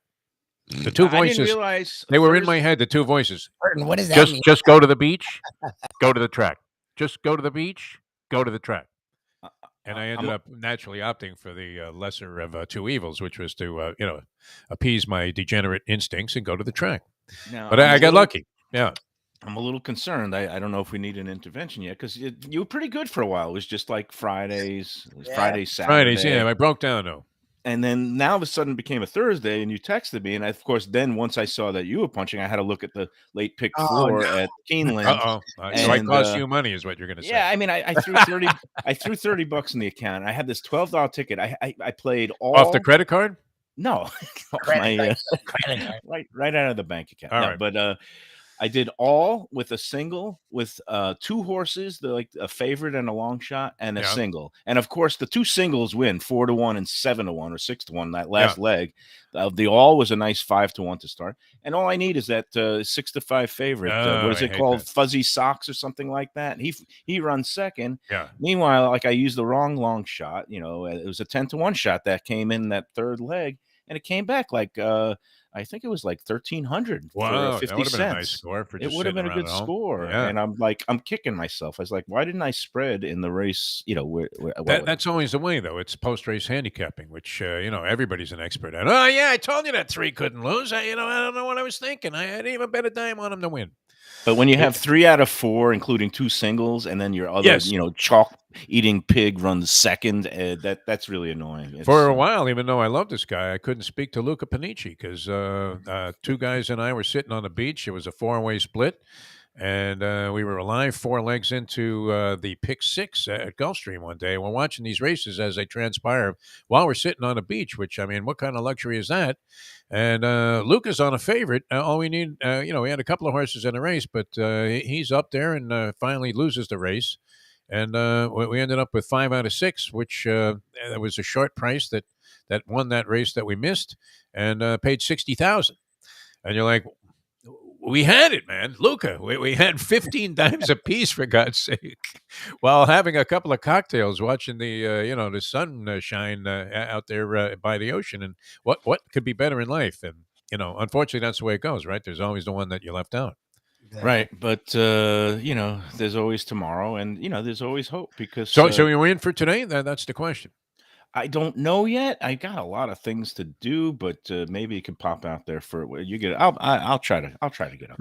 All right, I have affirmation for you here, Mike Mayo. When it comes, and you are, I just deemed you our own version of Phil Mushnick, who I admire greatly. I mean, It's one of those columns that the minute I get my New York Post, he's a little bit moralizing, though. He always like I'm a he's man losing of it no a little bit, morals. Phil. Yeah, Yeah, I'm a man of I'm amoral. No, I'm not amoral. I'm a very principled person, but I'm forgiving, and he just seems to be very. He hangs on to this stuff, forever. He seems like the church lady almost. He's like, that's just. Yeah, he just chides people for their moral indiscretions. So he agrees with you on this, though, and you brought this conversation up, and I immediately was like, "Well, what are you crazy, Mayo? You're out of your mind."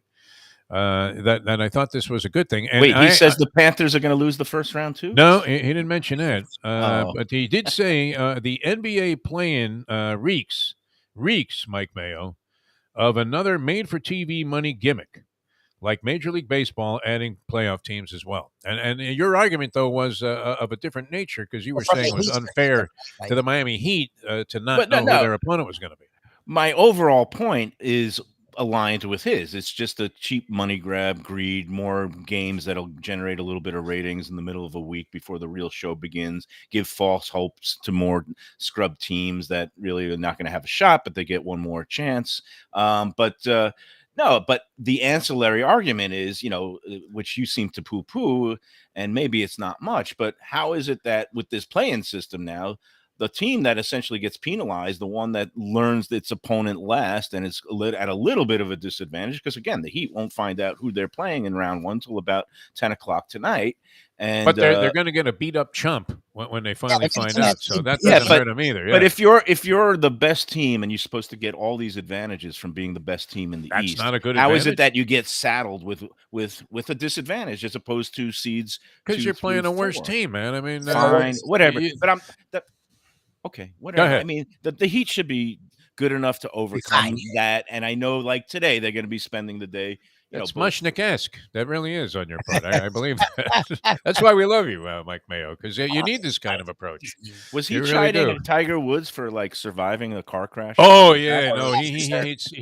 It's not that he doesn't like Woods. I mean, he's not a big fan of Woods, you can imagine, but he realizes what Tiger Woods is as a sporting figure and an influence. But and he's not wrong about this. I mean, my favorite Tiger Woods thing, literally, was you saw this shadowy, dark figure coming out of the back door of Tiger Woods' house in Orlando. They were on a golf course, I guess, that's adjacent to his house there that he resides on. And Tom Rinaldi, our good friend Tom Rinaldi, is interviewing Tiger. And you see this like figure going out of the back there.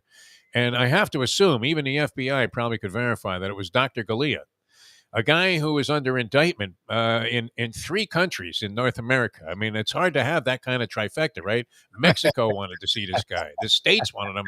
Canada was looking for him. And there he is in full view of everybody. And you're asking yourself, it's kind of like, when Roger Clemens, was trying to deny the steroid use, and you're thinking, this guy could go to any doctor in the world.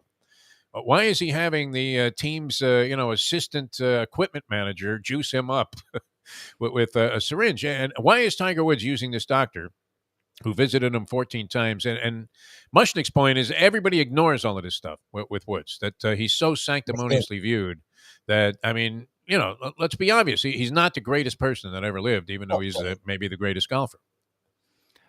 Yeah. I mean, again, we don't mean to, a lot of people, especially those on the golf beat who want to stay in the good graces of Tiger and his circle, aren't going to come out and say these things. And just the same way that the people that I guess in the cycling journalism world were, maybe winking and nodding, knowing all along that Lance Armstrong had to be doing something. And, there were whispers forever. But Tiger Woods, look, I mean, he's had a lot of physical problems throughout his career. He's had a lot of other, incidents and things that have set him back. Juice, you think? Was it the juice? Well, I don't know, but a lot of times, when you're on those kind of whatever supplements, it does kind of mask things, and then when you go off them, your body might break down. But in this case, we know exactly why his body broke down, because he ran off a ravine at 80 miles an hour. This was nasty. But meanwhile, let's not. okay, it's great that he came back. It's good for golf. It's good for ratings. I don't know if he'll ever really be competitive again because, we saw he had the first round back. It's like everybody, you quit golf for a year and then you come back. That first round, everything goes beautifully and there's no problems. And then it's that second round where you just blow up because all the bad habits come back and the lack of practice. And that first round is just pure adrenaline and excitement. And I think we saw that this week, plus the physical rigors of a very hilly, steep course took its toll. And eventually he couldn't. He looked like Buddy Edson trying to get up and down those hills, didn't he? I mean, like when he was at the end of his acting career. Look, but I hope he's, he says he's going to play the U.S. Open. I hope that he gets stronger and fitter, and maybe he'll pull one more improbable win out of the bag. And I guess it's the thing with the comparison historically is Ben Hogan, who had that horrific car crash when he was only 36 years old. And I just looked it up. He had a double fracture of the pelvis, fractured collarbone, left ankle fracture, chipped rib, and near fatal blood clots during his recovery. And he came back and, of course, won the British Open. And, the official story with Ben Hogan was that it was after the Phoenix Open. He lost the playoff and he was driving back to Fort Worth, and him and his wife were in a head-on collision.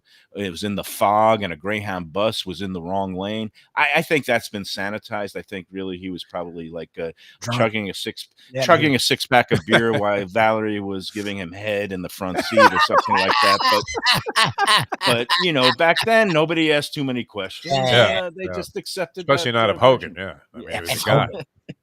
No doubt about it. No, I enjoy the spark. I mean, look, it promotes interest in the event, and there are a lot of great sporting events that don't get the kind of coverage. The Masters, of course, is going to be in the spotlight no matter what, whether Tiger's in it or not.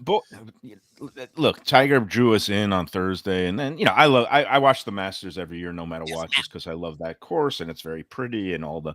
I mean, I think it's kind of it's a goof. I respect the place. I love it. It's the. Do you hear any bird noises when you're there, or is it only on TV? Does a single bird even chirp once while you're out there on the course? The club is restricted. They get rid of all those birds. No. I do hear some chirping when you're there, but they certainly Okay. It's amplified when you and they run that special soundtrack sometimes. But I'm just waiting for the guy to throw the wrong tape in there, and all of a sudden they have like jungle birds, and you have a guy putting, and you're in the background. You're like, wait a minute, what vultures? Where'd they come from? But let's face it, this week this was like a Masters that was totally devoid of drama. There was no excitement on the back nine. It was like the guy when a guy can 4-putt on 18 and still win. He looked like me at Augusta when I played because I had 46 putts and I 4-putted like 11 times or something like that. And that was some ugliness at the end. But otherwise, he played airtight golf and there was no drama. I mean, every time you think maybe he's bobbling, he would just do something and pull another great shot out of his bag. So all props to him. But I don't recall a worse runaway probably since Tiger in '97. I mean, there was nobody coming snip. There was no usually on the back nine somebody got within one. One guy was sort of there. Yeah, on the second Cameron hole. Smith. I mean, when he hit that shank on 12. That was it. I mean, he was sort of gathering a little bit of momentum, maybe, but and you don't know what's going to happen. One errant shot, and you could have all kinds of problems there. But he plunked that one in the water, and that was it. Now, did Took you the have air the right exact, out of the balloon? Yeah. Didn't you? Weren't you talking up Rory and Scheffler? Did you? You know what? I in the pool, I was going to take Scheffler, and I went with John Rahm because, like an idiot, I listened to the advice of one of these handicappers who I routinely condemn here. That I was reading their analysis in the New York Post. And I was also thinking that it's hard, just like, I mean, you'll see a horse that wins 3 races in a row. How many of them win 4 in a row? Very few horses. I mean, maybe at the highest stakes level. Right. Not the horses that are undefeated. But in the regular card, they're usually having to go into another classification or do something a little bit different.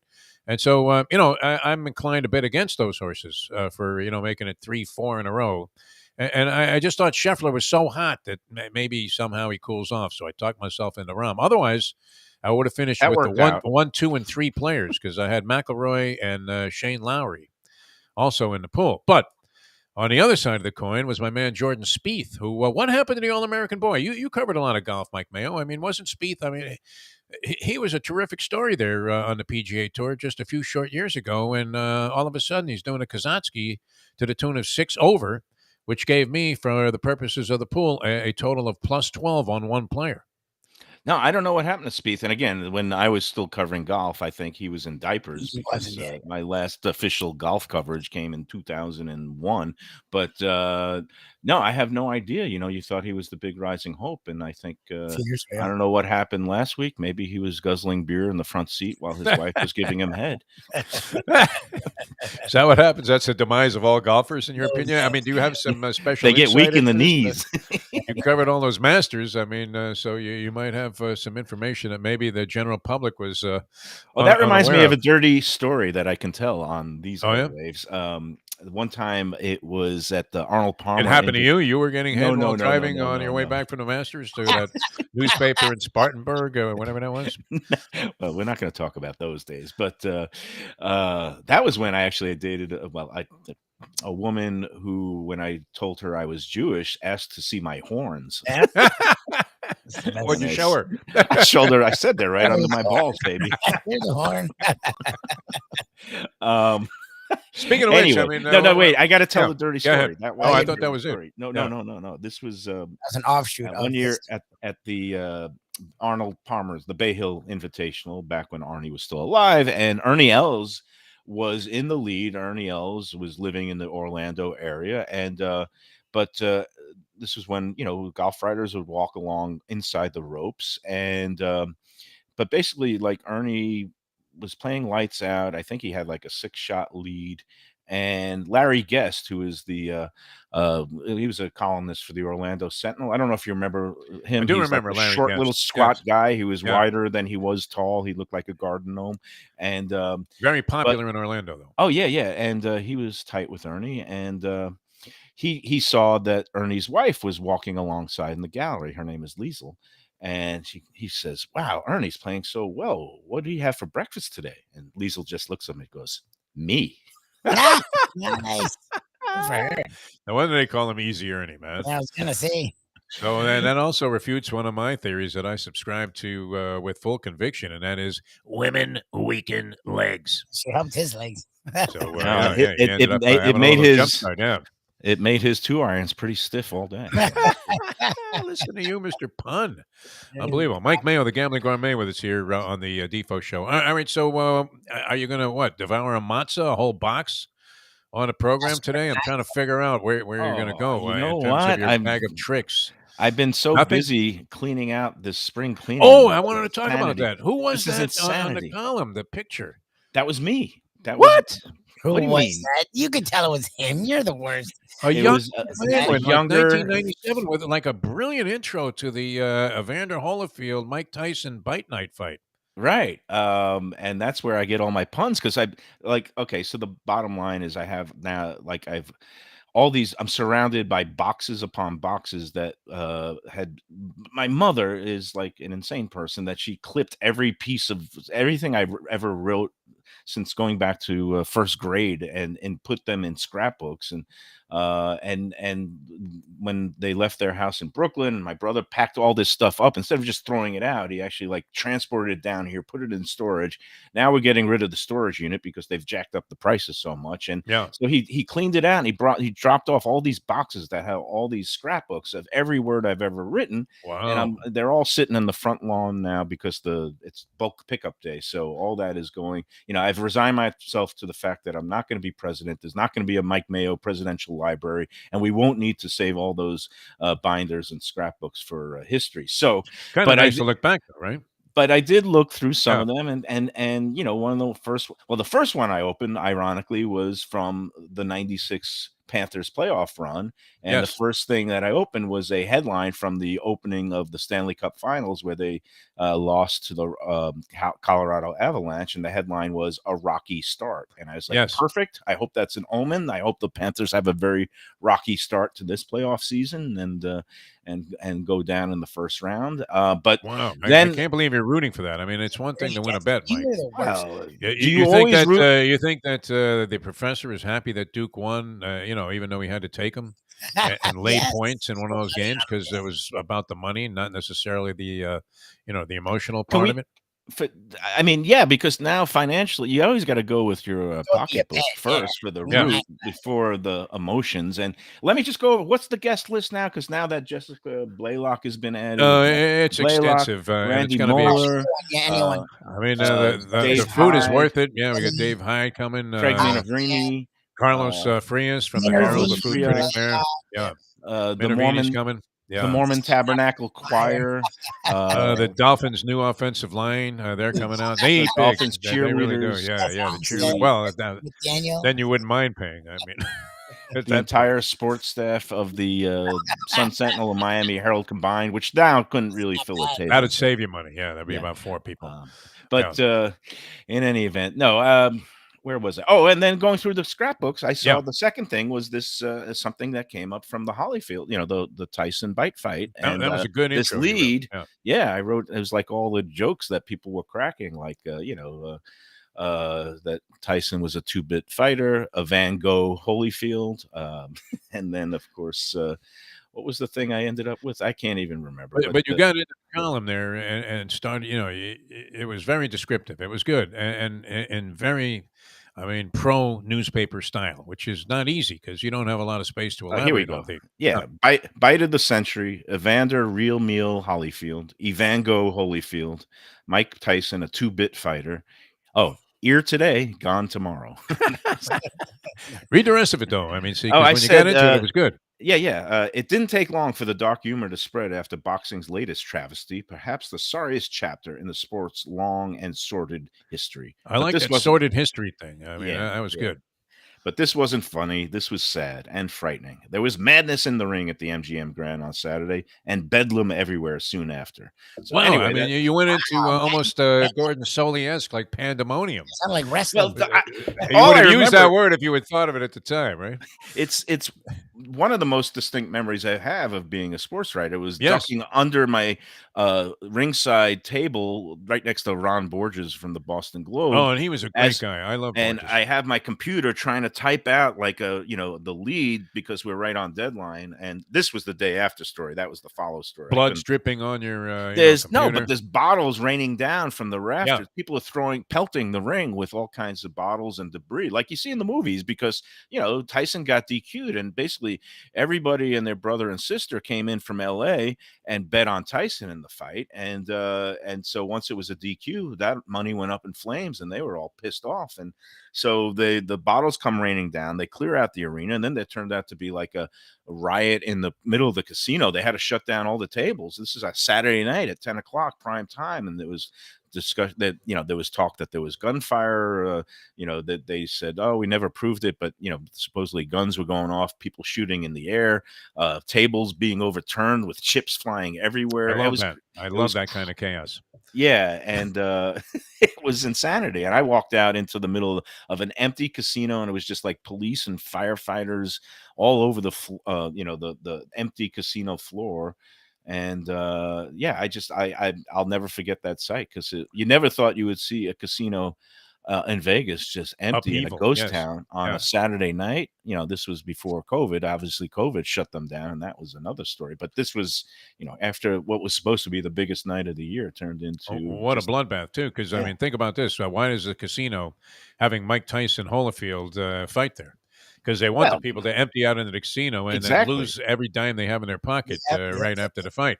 Yeah, because the winners, they go to the window, they cash out, and they play, and the losers are trying to, get their money back. So everybody goes. And gambling and frustration also is a very negative endeavor, as you might imagine, right? When you start thinking, all right, here you go, $100 on black, and you're thinking, when do I ever make a move like that? I don't.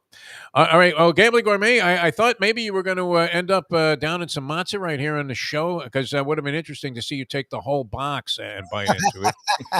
Stacked up, but you can do it, matzahs. Well, I have to remind you, because I guess you're a bad Jew, but Passover actually lasts 8 days. So for the big finale next Friday, okay, that's when it happens. Because I don't want to start eating matzah a minute before I have to, because my kishkas are already in the dire fear of the constipation that's on the way because matzah has a way Oh, of yeah, binding that's you it. A up. little blockage. All right. Oh, yeah, for sure. Tons of blockage. And so you should limit your matzah to one sheet.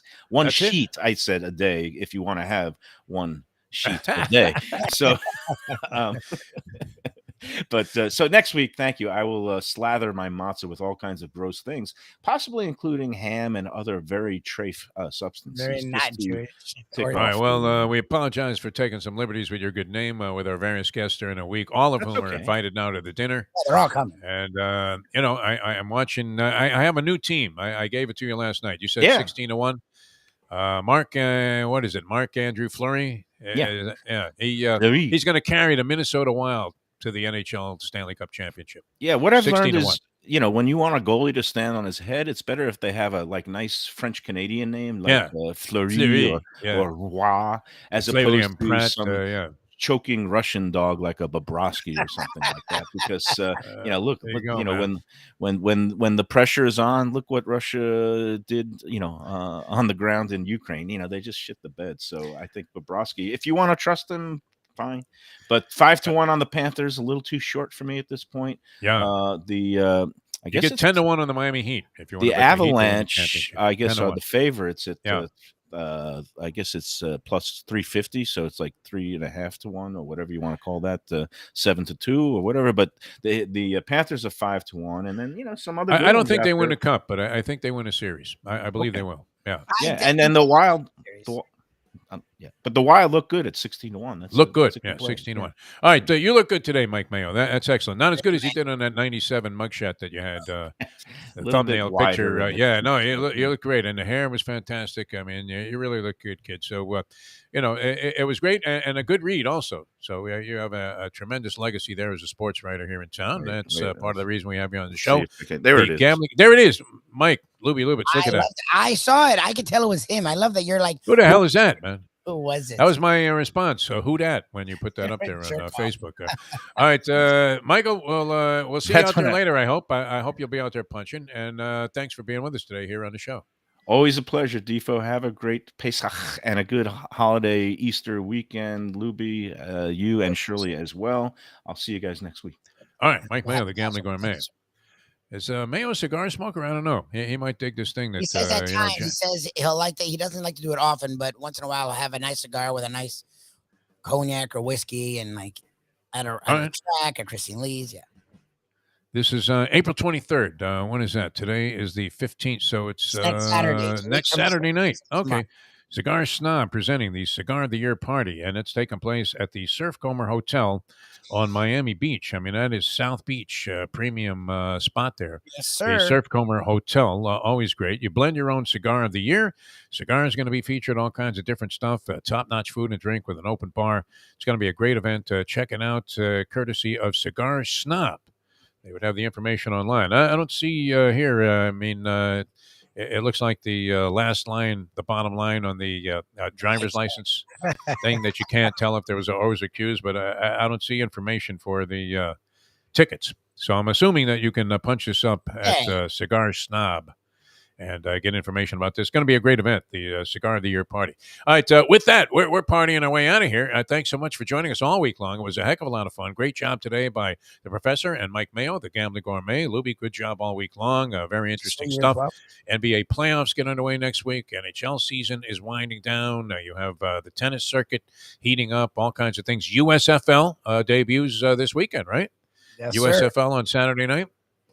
I would have little or no interest. It was interesting what the professor said, that you do have some players that easily maybe are just like one opinion away from being starters in the National Football League, and for some reason didn't catch the fancy of whoever was the decision maker at various clubs around the league, and yet no offensive line play whatsoever.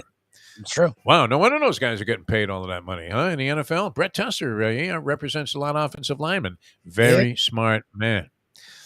All right, Degenerate Friday was a pleasure being with you all morning long. Thanks so much. Check it out. Tell your friends about it. Google the Defo Show, and you can find all of the shows that we've done. And it's been a lot of fun being with you all week long. Thanks so much. Thanks to the people at Ion Channel. For Mike Lubitz, I'm Jeff Deforrest. We'll see you next time. We'll see you on Monday as we leave you know that. The time 902. Let's go to eat a damn snack. Look what they done to my soul.